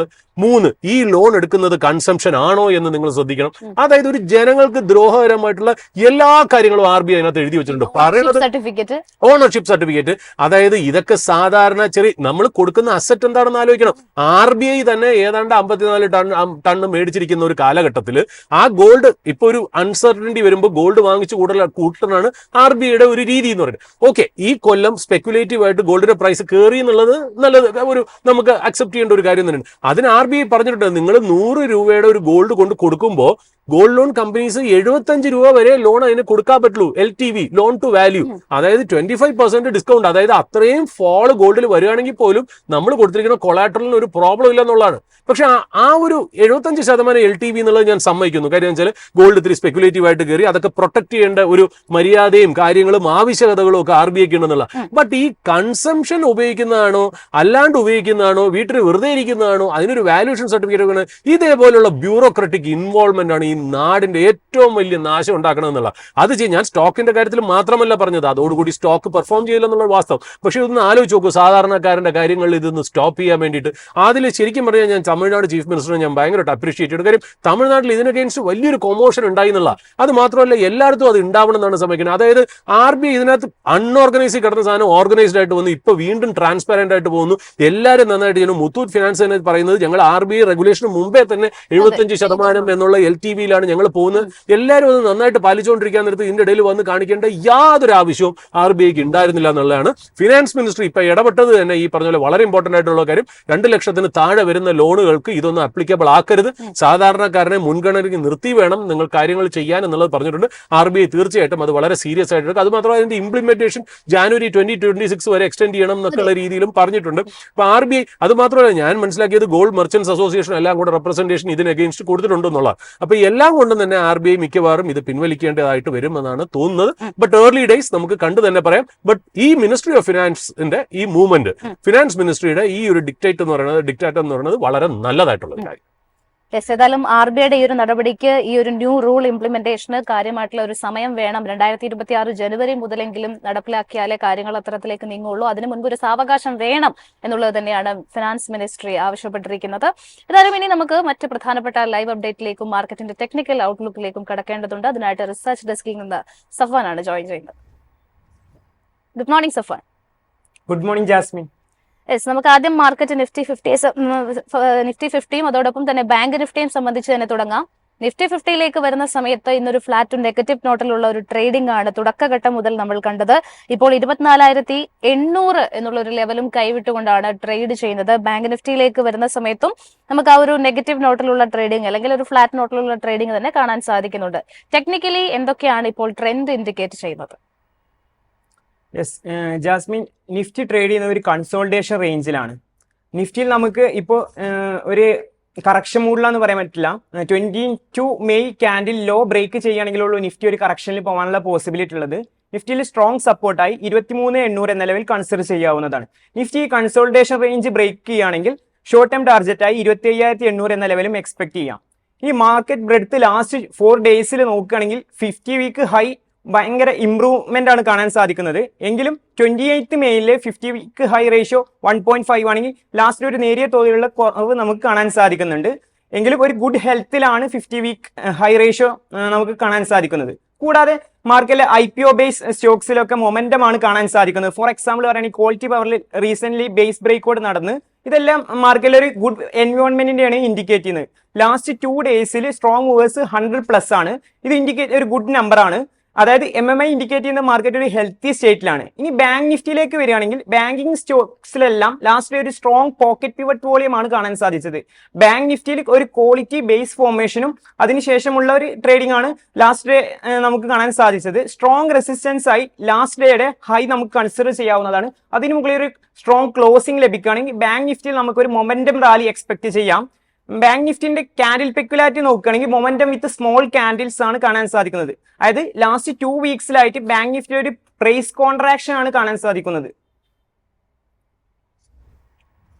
അഗൈൻ നമ്മൾ ബാങ്ക് നിഫ്റ്റിയുടെയും ഒക്കെ കാര്യങ്ങൾ പറഞ്ഞു. ഇനി സ്റ്റോക്കിലേക്ക് പോവുകയാണെന്നുണ്ടെങ്കിൽ ആദ്യം തന്നെ ചോദിക്കാനുള്ളത്, കഴിഞ്ഞ ദിവസങ്ങളിൽ റിസൾട്ട് വന്നിട്ടുണ്ടായിരുന്ന ബജാജ് ഓട്ടോയെ കുറിച്ചാണ്. ബജാജിന്റെ ഓഹരികളിൽ ഇന്ന് ഒരു വലിയ ഇടിവാണ് നമുക്ക് കാണുന്നത്. ആദ്യ മിനിറ്റുകളിൽ തന്നെ 2% മുകളിലുള്ള കൃത്യം 2.5% ഒരു ഇടിവ് രേഖപ്പെടുത്തിയിട്ടുണ്ടായിരുന്നു. റവന്യൂവിൽ ഒരു നേരിയ മുന്നേറ്റമായിരുന്നു രേഖപ്പെടുത്തിയിട്ടുണ്ടായിരുന്നത്. നെറ്റ് പ്രോഫിറ്റിലും ഒരു നേരിയ മുന്നേറ്റം. പക്ഷേ സ്ട്രീറ്റ് എസ്റ്റിമേറ്റുകൾക്ക് ഒത്ത് പെർഫോം ചെയ്യാനായിട്ട് സ്റ്റോക്കിന് കമ്പനിക്ക് സാധിച്ചിട്ടില്ല. ബജാജ് ഓട്ടോയിൽ ഇനി പ്രധാനമായിട്ടും വാച്ച് ചെയ്തിരിക്കേണ്ട ലെവൽസ് ഏതൊക്കെയാണ്? ബജാജ് ഓട്ടോന്റെ ചാർട്ട് അനലൈസ് ചെയ്യുമ്പോൾ നമുക്ക് കാണാൻ സാധിക്കുന്ന ഒരു വീക്ക് ടെക്നിക്കൽസ് ആണ്. ഈ ഒരു സ്റ്റോക്കിൽ ആകെ പോസിറ്റീവ് പറയാനുള്ളത് 7th ഏപ്രിലിൽ ഒരു ഷെയ്ക്ക് ഔട്ട് ക്യാൻഡിലിന് ശേഷം ഒരു ഷോർട്ട് റാലി കിട്ടി എന്നുള്ളതാണ്. അതിന്റെ ലോ ഇനി ബ്രേക്ക് ചെയ്യുകയാണെങ്കിൽ ബജാജ് ഓട്ടോയിൽ വീണ്ടും കറക്ഷൻ പോകാനുള്ള പോസിബിലിറ്റി ഉണ്ട്. റീസെന്റ് ഒരു റൗണ്ട് ടോപ്പ് കറക്ഷൻ ആണ് ബജാജ് ഓട്ടോയിൽ നമുക്ക് കാണാൻ സാധിക്കുന്നത്. കറണ്ട് വോളിയം നോക്കുകയാണെങ്കിൽ ലാസ്റ്റ് 10 ഡേയ്സിലുണ്ടായിരുന്ന അപ്പ് വോളിയത്തേക്കാൾ ഇന്നത്തെ ഡൗൺ വോളിയം കൂടുതലാണ്. ഇത് ഇൻഡിക്കേറ്റ് ചെയ്യുന്നത് മോർ ഡൗൺ സൈഡ് എക്സ്പെക്ടേഷൻ നമുക്ക് കൂടുതലാണ്. കൂടാതെ ഇതിന്റെ IBD റിലേറ്റീവ് സ്ട്രെങ്ത് നോക്കുകയാണെങ്കിൽ 65 ആണ്. ഇതും ഒരു വീക്ക് നമ്പർ ആയിട്ടാണ് ഈ സ്റ്റോക്കിൽ കാണാൻ സാധിക്കുന്നത്. ഇതിന് 926 എന്ന ശരിക്കും 9,026 എന്ന റെസിസ്റ്റൻസ് ബ്രേക്ക് ചെയ്യുകയാണെങ്കിൽ മാത്രമേ ഈ ഒരു സ്റ്റോക്കിൽ നെക്സ്റ്റ് അപ്സൈഡ് റാലി നമുക്ക് എക്സ്പെക്ട് ചെയ്യാവൂ. കറന്റ് ഈ ഒരു സ്റ്റോക്ക് ഒരു ബിയറിഷ് ട്രെൻഡിലാണ് ട്രേഡ് ചെയ്യുന്നത്.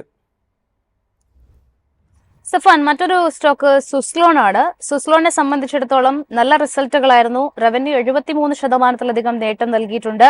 എബിഡയിലും 88.42% മുന്നേറ്റമുണ്ട്. നെറ്റ് പ്രോഫിറ്റ് 365% ഒരു വലിയ ഉയർച്ചയാണ്. 254 കോടിയിൽ നിന്ന് 1182 കോടി എന്നുള്ളൊരു നിലയിലേക്കാണ് എത്തിയിട്ടുണ്ടായിരുന്നത്. തീർച്ചയായിട്ടും അതിന്റെ ഒരു ഇമ്പാക്ട് ഇന്ന് സുസ്ലോണിന്റെ സ്റ്റോക്കിലും നമുക്ക് കാണാൻ സാധിച്ചിട്ടുണ്ടായിരുന്നു. തുടക്കഘട്ടത്തിൽ തന്നെ 12% ഒരു മുന്നേറ്റം സുസ്ലോണിന്റെ സ്റ്റോക്ക് രേഖപ്പെടുത്തിയിട്ടുണ്ട്. 73 രൂപയും കഴിഞ്ഞാണ് പെർഫോം ചെയ്തത്. നിലവിൽ 9.46% ഒരു നേട്ടം രേഖപ്പെടുത്തുന്നുണ്ട്. സുസ്ലോണിന്റെ ഒരു 52 വീക്ക് ഹൈ പരിശോധിക്കുന്ന സമയത്ത് 86 രൂപ വരെ പോയിട്ടുള്ള സ്റ്റോക്കാണ്. അവിടെ നിന്ന് ഇങ്ങോട്ട് തുടർച്ചയായിട്ടുള്ള വലിയ കറക്ഷന് സാക്ഷ്യം വഹിച്ചിട്ടുള്ള ഒരു സ്റ്റോക്ക് കൂടിയാണ്. സോ ഒരുപാട് പേര് നമുക്ക് നിരന്തരമായിട്ട് നമ്മുടെ ഈ വീഡിയോയ്ക്ക് താഴെയൊക്കെ സുസ്ലോണിനെ കുറിച്ചുള്ള ഒരു വ്യൂ പറയാമോ എന്ന് ചോദിച്ചുകൊണ്ടുള്ള കമന്റ്സ് വരാറുണ്ട്.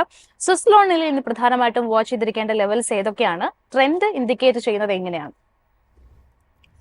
ജാസ്മിൻ, സുസ്ലോണിന്റെ ചാർട്ട് അനലൈസ് ചെയ്യുമ്പോൾ നമുക്ക് ഇന്ന് മൂവ് ചെയ്തതിന് പവർ ഏണിങ്സ് ഗ്യാപ്പ് എന്നാണ് ടെക്നിക്കലി പറയാം. അതായത് ഒരു സ്ട്രോങ് റിസൾട്ടിന് ശേഷം നല്ലൊരു ഏണിങ്സ് ഗ്യാപ്പ് അപ്പ് ആണ് സുസ്ലോണിൽ നമുക്ക് ലഭിച്ചത്. ഇത് ഇൻഡിക്കേറ്റ് ചെയ്യുന്നത് ഒരു ഗുഡ് മൂവ്മെന്റ് ആണ് സുസ്ലോണിൽ നിന്നും. അത് ബ്രേക്ക്ഔട്ട് ഏരിയയിലാണ് ഇങ്ങനെ ഒരു മൂവ്മെന്റ് നമുക്ക് ഈ ഒരു സ്റ്റോക്കിൽ നിന്ന് കിട്ടിയത്. കൂടാതെ ഈ ഒരു സ്റ്റോക്കിന്റെ ബോട്ടം ലെവലിൽ ഡബിൾ ബോട്ടം ഫോർമേഷൻ ഉണ്ടായത്. എക്സാക്ട് ഡേ പറയുകയാണെങ്കിൽ 3rd മാർച്ചിൽ ഒരു സ്ട്രോങ് ബൈയിങ് ഈ ഒരു സ്റ്റോക്കിൽ നടന്നിട്ടുണ്ട്. കൂടാതെ ആ ലെവൽ ഒരു സ്ട്രോങ് സപ്പോർട്ടായിട്ടും ഈ സ്റ്റോക്കിൽ ആക്ട് ചെയ്തിട്ടുണ്ട്. റീസെന്റ് മന്തിൽ മോത്തിലാൽ ഒസ്വാളൊക്കെ ബൈ റേറ്റിംഗ് നൽകിയ ഒരു സ്റ്റോക്കാണ് സുസ്ലോണ്. സുസ്ലോണിന് ഇപ്പോൾ കറന്റ് സ്റ്റേജ് പറയുകയാണെങ്കിൽ റാലി അറ്റംപ്റ്റ് സ്റ്റേജിലാണ്. കൂടാതെ IBD റിലേറ്റീവ് സ്ട്രെങ്ത് നോക്കുകയാണെങ്കിൽ 70 ആണ്. ഇതെല്ലാം ഇൻഡിക്കേറ്റ് ചെയ്യുന്ന ഒരു ഗുഡ് സ്റ്റേറ്റിലാണ് സുസ്ലോൺ ട്രേഡ് ചെയ്യുന്നത്. സാധാരണ ഇങ്ങനെ പവർ ഏണിങ്സ് ഗ്യാപ്പ് നൽകിയ സ്റ്റോക്സ് ഒരു 3 to 5 days rally strong rally ലഭിക്കാറുണ്ട്. അതിനുശേഷം ഒരു സ്ട്രോങ് കൺസോൾട്ടേഷൻ ആണ് പവർ. അതിനുശേഷം ആ റേഞ്ച് ബ്രേക്ക്ഔട്ട്, അങ്ങനെയാണ് പൊതുവെ മാർക്കറ്റിൽ നമുക്ക് കാണാറുള്ളത്. അങ്ങനെ സുസ്ലോണിൽ സംഭവിക്കുകയാണെങ്കിൽ അത് ഈ സുസ്ലോണിന്റെ അപ്സൈഡ് മൂവ്മെന്റ് കൂടുതൽ നമുക്ക് എക്സ്പെക്ട് ചെയ്യാവുന്നതാണ്. റീസെന്റ് ഈ ഒരു സ്റ്റോക്കിന്റെ പോസിറ്റീവ് സൈഡ് പറയുകയാണെങ്കിൽ സ്റ്റോക്ക് ഇപ്പോൾ 150 മൂവിംഗ് ആവറേജും 200 മൂവിംഗ് ആവറേജും അപ്പായിട്ടാണ് കാണാൻ കഴിയുന്നത്. ഇത് ഇൻഡിക്കേറ്റ് ചെയ്യുന്നത് ഈ ഒരു സ്റ്റോക്കിൽ മോർ അപ്സൈഡ് റാലി എക്സ്പെക്ടേഷൻ ആണ്. മറ്റൊരു സ്റ്റോക്ക് ഇന്നിപ്പോൾ സുസ്ലോൺ 10% കൂടുതൽ നേട്ടം രേഖപ്പെടുത്തുന്നുണ്ടെങ്കിൽ മസഗോൺ ഡോക്കിലേക്ക് വരുന്ന സമയത്ത് ആദ്യത്തെ മിനിറ്റുകളിൽ തന്നെ 8% ഇടിവ് രേഖപ്പെടുത്തിയിട്ടുണ്ട്. കമ്പനിയുടെ ക്വാർട്ടർലി റിസൾട്ടുകൾ തുടർന്നാണ് ഈ ഒരു വീക്ക് പെർഫോമൻസ് എന്നാണ് കാണാൻ സാധിക്കുന്നത്. എബിഡയിൽ ഇടിവ് രേഖപ്പെടുത്തിയിട്ടുണ്ട്. നെറ്റ് പ്രോഫിറ്റിലും 50% ഒരു ഇടിവാണ് മസഗൺ ഡോക്കിൽ കാണാൻ സാധിക്കുന്നത് ഫൈനാൻഷ്യൽസ് പരിശോധിക്കുന്ന സമയത്ത്. ഏതായാലും ഒരു മൾട്ടി ബാഗർ ഡിഫൻസ് സ്റ്റോക്ക് തന്നെയാണ് മസഗോൺ ഡോക്ക് എന്ന് പറയുന്നത്. ഈ ഒരു സ്റ്റോക്ക് നിലവിൽ ട്രേഡ് ചെയ്യുന്നത് 3567 രൂപ എന്നുള്ള നിലവാരത്തിലാണ്. മസഗോണിന്റെ നിലവിലത്തെ ഒരു ട്രെൻഡ് അനലൈസ് ചെയ്യുമ്പോൾ എങ്ങനെയാണ് മനസ്സിലാക്കേണ്ടത്? മസഗൺ ഡോക്ക് ഒരു ഹൈ ബുള്ളിഷ് സ്റ്റേറ്റിലാണ് സ്റ്റിൽ ട്രേഡ് ചെയ്യുന്നത്. ഇന്ന് നല്ലൊരു കറക്ഷൻ ഈ സ്റ്റോക്കിൽ നമുക്ക് ലഭിച്ചെങ്കിൽ പോലും ഈ സ്റ്റോക്കിന്റെ ട്രെൻഡ് അനലൈസ് ചെയ്യുമ്പോൾ ഫുൾ പോസിറ്റീവ് സൈഡാണ് നമുക്ക് കാണാൻ സാധിക്കുന്നത്. 2712 ഒരു സ്ട്രോങ് സപ്പോർട്ടായി ഒരു സ്റ്റോക്കിൽ നമുക്ക് എക്സ്പെക്ട് ചെയ്യാവുന്നതാണ്. ലാസ്റ്റ് ഡേയിൽ നല്ല വോളിയം ബിൽഡപ്പ് ഉണ്ടായിരുന്നെങ്കിലും വീക്ക് റിസൾട്ടിനെ തുടർന്നുള്ള കറക്ഷനാണ് നമുക്ക് മാസ്ഡോക്കിൽ കാണാൻ സാധിക്കുന്നത്. കൂടാതെ ഇത് ട്രേഡ് ചെയ്യുന്നത് ഒരു സ്ട്രോങ് സപ്പോർട്ട് ഏരിയയിലാണ് ഇപ്പോൾ ട്രേഡ് ചെയ്യുന്നത്. അതായത് 2712 എന്നത് ഈ ഒരു സ്റ്റോക്കിനെ സംബന്ധിച്ചുള്ള ക്രൂഷ്യൽ ലെവലാണ്. ആ ലെവലിൽ ഒരു ഡിമാൻഡ് സോണായി ആക്ട് ചെയ്യാനുള്ള പോസിബിലിറ്റി ഉണ്ട്. മറ്റൊരു സ്റ്റോക്ക് SJVN ആണ്. ഇന്നിപ്പോൾ 4% ഇടിവ് രേഖപ്പെടുത്തുന്നുണ്ട് സ്റ്റോക്ക്. ക്വാർട്ടർലി നമ്പേഴ്സിലേക്ക് വരുന്ന സമയത്ത് 61 കോടിയിൽ നിന്നും നെറ്റ് ലോസ് വർദ്ധിച്ചിരിക്കുന്നു. 127 കോടിയായിട്ടാണ് റിപ്പോർട്ട് ചെയ്തിരിക്കുന്നത്. കമ്പനിയെ സംബന്ധിച്ചിടത്തോളം റവന്യൂവിൽ ഒരു നേരിയ മുന്നേറ്റം രേഖപ്പെടുത്തിയിട്ടുണ്ട് എന്നാണ് കാണാൻ സാധിക്കുന്നത്. 159 രൂപ എന്നുള്ള ഒരു റേഞ്ച് വരെ ലാസ്റ്റ് ഇയറിൽ ഈ സ്റ്റോക്ക് പോയിട്ടുണ്ടായിരുന്നു. പിന്നീട് അവിടെ നിന്ന് ഇങ്ങോട്ട് നമുക്കൊരു ഇടിവാണ് കാണാൻ സാധിച്ചത്. ഈ ലെവൽസിൽ ഇനി ഒരു ഇൻവെസ്റ്റർ സ്വീകരിക്കേണ്ട സ്റ്റാൻസ് എന്തായിരിക്കണം? ഈ ഒരു സ്റ്റോക്കിന്റെ ഷോർട്ട് ടേമും ലോങ് ടേം പെർസ്പെക്റ്റീവിൽ നോക്കുകയാണെങ്കിൽ സ്റ്റിൽ ബിയറിഷ് സ്റ്റേറ്റിലാണ് ട്രേഡ് ചെയ്യുന്നത്. കൂടാതെ IBD റിലേറ്റീവ് സ്ട്രെങ്ത് 64 ആണ്. ഇതും വീക്ക് നമ്പർ ആണ്. കൂടാതെ ഇന്നത്തെ വോളിയം നോക്കുകയാണെങ്കിൽ ലാസ്റ്റ് 10 ഡേയ്സിലുണ്ടെന്ന അപ്പ് വോളിയത്തേക്കാൾ കൂടുതലാണ് ഇന്നത്തെ ഡൗൺ വോളിയം. അത് ഇൻഡിക്കേറ്റ് ചെയ്യുന്ന ഒരു വീക്ക് വോളിയം ആണ്. കൂടാതെ മോർ കറക്ഷൻ ഈ സ്റ്റോക്കിൽ നമുക്ക് എക്സ്പെക്ട് ചെയ്യാവുന്നതാണ്. ഈ ഒരു സ്റ്റോക്കിന് പ്രധാന ലെവൽസ് 106 മുകളിൽ ഒരു ക്ലോസിംഗ് ലഭിക്കുകയാണെങ്കിൽ മാത്രം ഒരു ട്രെൻഡ് റിവേഴ്സൽ എക്സ്പെക്ടേഷൻ ഈ സ്റ്റോക്കിൽ നമുക്ക് പ്രതീക്ഷിക്കാവൂ. കൂടാതെ ഹയർ ലെവലിൽ ഒരു ഡബിൾ ടോപ്പ് ബേസ്ഡ് സെല്ലിംഗ് നമുക്ക് കാണാൻ സാധിക്കുന്നുണ്ട്. കറന്റ് ഈ സ്റ്റോക്കിൽ എൻട്രി പ്രിഫറബിൾ അല്ല. റൈറ്റ്. ഇനി അവസാനമായിട്ട് ഓല ഇലക്ട്രിക്കിനെ കുറിച്ചാണ് ചോദിക്കുന്നത്. 5% കൂടുതൽ ഇടിവ് രേഖപ്പെടുത്തുന്നുണ്ട് കമ്പനിയുടെ ഓഹരികൾ. ഓലയുടെ ഒരു ക്വാർട്ടർലി റിസൾട്ടുകളിലേക്ക് വരുമ്പോൾ റവന്യൂ 61% ഇടിവാണ്. നെറ്റ് ലോസ് വൈഡൻ ചെയ്തിരിക്കുന്നു 109%. അങ്ങനെ സ്ട്രീറ്റ് എസ്റ്റിമേറ്റുകൾക്ക് ഒട്ട് അല്ലെങ്കിൽ അത്തരത്തിലേക്ക് ആ ഒരു നിരാശപ്പെടുത്തുന്ന പാദഫലം എന്ന് തന്നെ പറയാം ഓലയെ സംബന്ധിച്ചിടത്തോളം. കമ്പനിയുടെ ഒരു ചാർട്ട് പരിശോധിക്കുന്ന സമയത്ത് സ്റ്റോക്സ് ഏതാണ്ട് 157 രൂപ വരെ ലാസ്റ്റ് ഇയർ ഓഗസ്റ്റിൽ പോയിട്ടുള്ള ഒരു സ്റ്റോക്കാണ്. നിലവിൽ ട്രേഡ് ചെയ്യുന്ന ഒരു ലെവലാകട്ടെ അതിന്റെ ഒരു 50 രൂപ എന്നുള്ള ഒരു നിലവാരത്തിലുമാണ്. ഈ സ്റ്റോക്ക് ഇനിയും ഹോൾഡ് ചെയ്യുന്നതിൽ എന്തെങ്കിലും അർത്ഥമുണ്ടോ? ടെക്നിക്കലി പാറ്റേൺ ഇൻഡിക്കേറ്റ് ചെയ്യുന്നത് എങ്ങനെയാണ്? ജാസ്മിൻ, ടെക്നിക്കലി ചാർട്ട് അനലൈസ് ചെയ്യുമ്പോൾ വീക്കർ ഹാൻഡ്സ് ഹോൾഡ് ചെയ്യുന്ന ഒരു സ്റ്റോക്ക് ആയിട്ടാണ് നമുക്ക് കാണാൻ സാധിക്കുന്നത്. കൂടാതെ ഇതിന്റെ ട്രെൻഡ് അനലൈസ് ചെയ്യുമ്പോൾ ഒരു ഡിസ്ട്രിബ്യൂഷൻ ഫേസിലാണ് ട്രേഡ് ചെയ്യുന്നത്. വോളിയം ഇൻഡിക്കേഷൻസും ഒരു ഹെൽത്തി സ്റ്റേറ്റിലല്ല നമുക്ക് കാണാൻ സാധിക്കുന്നത്. സ്ട്രോങ് സെല്ലിംഗ് ആണ് ഓരോ കറക്ഷനിലും ഈ സ്റ്റോക്കിൽ നമുക്ക് കാണാൻ സാധിക്കുന്നത്. ഒട്ടും ശുഭകരമല്ലാത്തൊരു സ്റ്റേജിലാണ് ഈ സ്റ്റോക്ക് ട്രേഡ് ചെയ്യുന്നത്. ഈ സ്റ്റോക്കിന് നെക്സ്റ്റ് റാലി നമുക്ക് എക്സ്പെക്ട് ചെയ്യണമെങ്കിൽ 82 മുകളിലുള്ള ഒരു ക്ലോസിംഗ് ലഭിച്ചാൽ മാത്രമേ ഈ സ്റ്റോക്കിൽ എന്തെങ്കിലും പോസിറ്റീവ് സൈഡ് പറയാൻ സാധിക്കൂ. കറന്റ് ഈ സ്റ്റോക്ക് വീക്കർ ഹാൻഡ്സ് ഹോൾഡ് ചെയ്യുന്ന സ്റ്റോക്ക് ആയിട്ടാണ് നമുക്ക് അനുമാനിക്കാൻ സാധിക്കുന്നത്. Okay, thank you Safwan. സഫ്വാനാണ് മറ്റു പ്രധാനപ്പെട്ട ടെക്നിക്കൽ ഔട്ട്ലുക്ക് സ്റ്റോക്കുകളുടെയും മാർക്കറ്റിന്റെയും നൽകിയത്. സുരേഷ് സാർ, ഇനി നമുക്ക് ഏതായാലും സ്പോട്ട്ലൈറ്റ് സ്റ്റോക്കിന്റെ ഒരു ടൈമാണ്. ഇന്ന് സ്പോട്ട്ലൈറ്റിലേക്ക് വരുന്ന സ്റ്റോക്ക് ഏതാണ്? ജാസ്മിൻ, ഈ സ്പോട്ട്ലൈറ്റ് സ്റ്റോക്ക് നമ്മൾ മെൻഷൻ ചെയ്യുന്നതിന് മുമ്പ് പ്രേക്ഷകരുടെ അറിവിലേക്ക് ഒരു കാര്യം ജസ്റ്റ് പറയണമെന്നുണ്ട്. അതായത് പലരും നമ്മുടെ അടുത്ത് ഓരോ സ്റ്റോക്കിന്റെ റെക്കമെൻഡേഷൻ ഇത് മേടിച്ചാൽ കൊള്ളാമോ എന്നൊക്കെ ചോദിക്കുന്നത്. അത് ഞങ്ങൾക്ക് പറയണം എന്ന് ആഗ്രഹമുണ്ട്. അതിനകത്ത് ടെക്നിക്കലിയും ഫണ്ടമെന്റലിയും പല കാര്യങ്ങളും. ഓഫ് കോഴ്സ് ഇപ്പം ഞാനൊരു ഫണ്ട് മാനേജ്മെന്റ് ബാക്ക്ഗ്രൗണ്ടിൽ നിന്ന് വന്നതാണ്. എൻ്റെ ജോലിയെ സ്റ്റോക്ക് പിക്ക് ചെയ്യുക മറ്റുള്ളവർക്ക് വേണ്ടി എന്നുള്ളതാണ്. നമുക്ക് അതിനെക്കുറിച്ച് അഭിപ്രായം ഉണ്ടെങ്കിലും ഒരു മീഡിയ ചാനലിന്റെ കസേരയിൽ നമ്മൾ ഇരിക്കുമ്പോൾ നമുക്ക് അതിൻ്റെതായ ഒരു മാൻഡേറ്റ് ഇല്ല. അപ്പം നമ്മൾ എന്താ ചെയ്യുന്നത്? ജനങ്ങൾക്ക് മുമ്പിൽ നമ്മളൊരു അക്കാഡമിക് പർപ്പസിന് ആ സ്റ്റോക്ക് അല്ലെങ്കിൽ ആ ബിസിനസ് എൻവയോൺമെന്റ് നമ്മൾ തുറന്നു കാട്ടുന്നു. കോൾ നിങ്ങൾ എടുക്കണം എന്നുള്ളതാണ് കാര്യം. ഇപ്പോൾ ഞാൻ ചെയ്ത ഫണ്ട് മാനേജ്മെന്റിന് തന്നെ പോർട്ട്ഫോളിയോ മാനേജ്മെന്റ് എന്ന് പറയുന്ന ലൈസൻസ് അവർ തരുന്നത് എനിക്ക് അബ്സല്യൂട്ട് അതോറിറ്റി ആൻഡ് പവർ തരികയാണ് ക്ലയൻസിന് വേണ്ടിയിട്ട് സ്റ്റോക്ക് മേടിക്കാനായിട്ട്. അപ്പൊ അതിന് ലൈസൻസ്ഡ് ആയിട്ടുള്ള ഒരു ആക്ടിവിറ്റി ആണെന്നുള്ളത്. പക്ഷെ നമ്മൾ ഈ പറയുന്നത് ഒരിക്കലും ഒരു റെക്കമെൻഡേഷൻ ആയിട്ട് ആവാൻ പാടില്ല. നമ്മൾ പരിചയപ്പെടുത്താനോ അല്ലെങ്കിൽ ഒരു സ്റ്റോക്കിന്റെ ബിസിനസ്സിനെ അവതരിപ്പിക്കാൻ മാത്രമേ നമുക്ക് പറ്റുള്ളൂ എന്നുള്ളതാണ്. അതുകൊണ്ടാണ് ഞങ്ങൾ ശരിക്കും പറഞ്ഞാൽ പ്രിസൈസ്ലി നിങ്ങൾ എന്ത് ചെയ്യണം എന്ന് ഞങ്ങൾ റെക്കമെൻഡ് ചെയ്യാത്തത്. കാര്യം ഞങ്ങൾക്ക് അതിനകത്ത് ബുദ്ധിമുട്ടുണ്ട്. ഞങ്ങൾക്ക് അത് ചെയ്യാനുള്ള പെർമിഷൻ ഇല്ലാത്തതുകൊണ്ടാണ്. അതിൽ വേറെ ഒന്നും വിചാരിക്കരുത്. പക്ഷേ ഞങ്ങൾ ഒരു കാര്യം ചെയ്യാം. ഞങ്ങൾ ഈ പല ന്യൂസുകളും നിങ്ങളുടെ മുന്നിലേക്ക് അവതരിപ്പിക്കുന്നത് നിങ്ങൾക്ക് അക്കാഡമിക് ആയിട്ട് അത് ഗുണമാവും നമ്മൾ മനസ്സിലാക്കുന്നു. കാര്യം നമ്മൾ എപ്പോഴും പറയുമല്ലോ, don't give them fish, teach them fishing എന്നാണ്. അപ്പൊ നിങ്ങളെ ഒരു നല്ലൊരു ഇൻവെസ്റ്റർ ആക്കി എടുക്കുക, അല്ലാണ്ട് ഒരു ഇൻവെസ്റ്റ്മെന്റ് ഐഡിയ അല്ല തരേണ്ടത് എന്നുള്ളതാണ് നമ്മൾ വിശ്വസിക്കുന്നത് എന്നുള്ള ഒരു കാര്യം.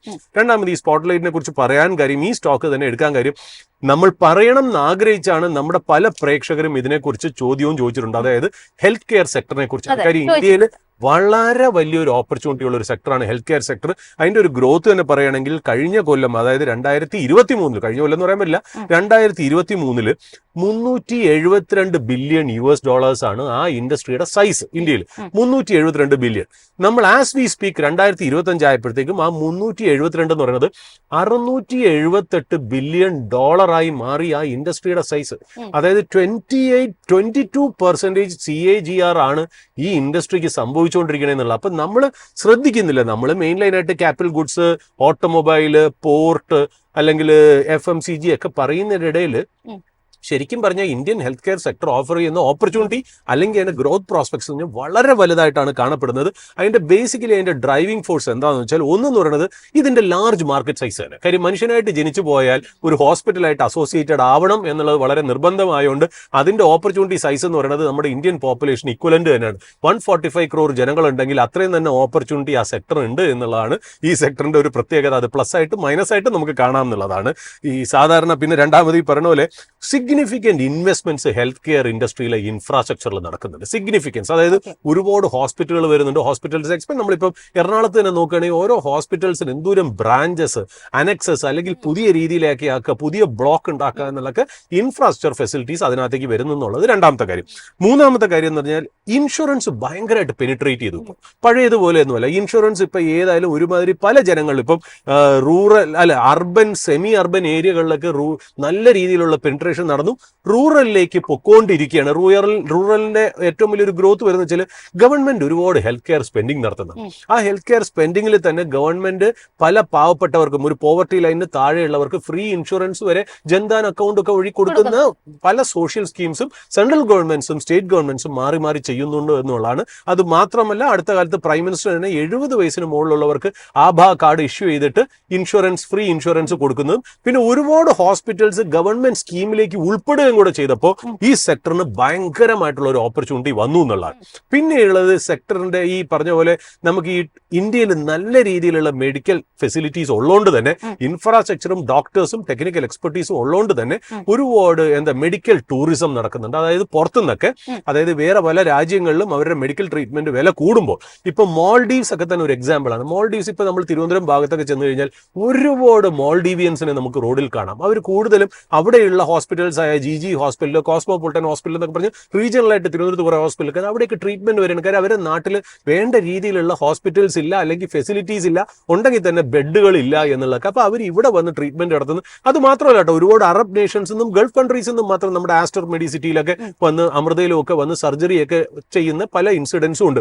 ഈവൻ ഞാൻ മനസ്സിലാക്കുന്ന പല ഹോസ്പിറ്റലുകളിലും ഈ അറബിക്കും ഈ പറയുന്ന പോലെ മോൾഡീവിയൻ ലാംഗ്വേജും ഹാൻഡിൽ ചെയ്യാൻ പറ്റുന്ന ഗസ്റ്റ് റിലേഷൻസ് ഓഫീസേഴ്സ് വരെ ഉണ്ട് എന്നുള്ളതാണ് അതിന്റെ പ്രത്യേകത. ഇപ്പൊ medical tourism is also important. പിന്നെ last but not the least, ഒരുപാട് ടെക്നോളജി, ഗെയിം ചേഞ്ചിങ് ടെക്നോളജി വരുന്നുണ്ട്. അതായത് ഇപ്പൊ ആർട്ടിഫിഷ്യൽ ഇന്റലിജൻസ് യൂസ് ചെയ്ത് ഡയഗ്നൈസ് ചെയ്യുക, റോബോട്ടിക് സർജറീസ് ചെയ്യുക, അങ്ങനെ പല രീതിയിലായിട്ട് അത് നല്ല രീതിയിൽ ആ ഇൻഡസ്ട്രിയെ ഡ്രൈവ് ചെയ്തത് കാരണം തന്നെ ഇന്ത്യയിലെ ഹെൽത്ത് കെയർ സെക്ടർ ഭയങ്കരമായിട്ട് ബൂം ചെയ്തു. ഭയങ്കര സ്ട്രക്ചറൽ ആയിട്ടുള്ള ചേഞ്ചസ് തന്നെ ആ ഇൻഡസ്ട്രിയിൽ വരുന്നു എന്നുള്ള. അതിന്റെ ഒരു 3-4 മെയിൻ പ്ലേയേഴ്സ് എന്ന് പറയുന്നത്, ഒന്ന് നമുക്കറിയാം Apollo hospital, Chennai Apollo hospital എന്ന് പറഞ്ഞാൽ നമ്മൾ ജനിച്ച കാലം മുതൽ എന്തുണ്ടെങ്കിലും അപ്പോളോയിൽ പോയി സർജറി ചെയ്തു എന്ന് കേൾക്കുന്നതാണ് ഒന്ന്. പിന്നെ രണ്ടാമത് വരുന്നത് Narayana Hrudayalaya. Narayana Hrudayalaya is also very famous hospital chain ആണ്.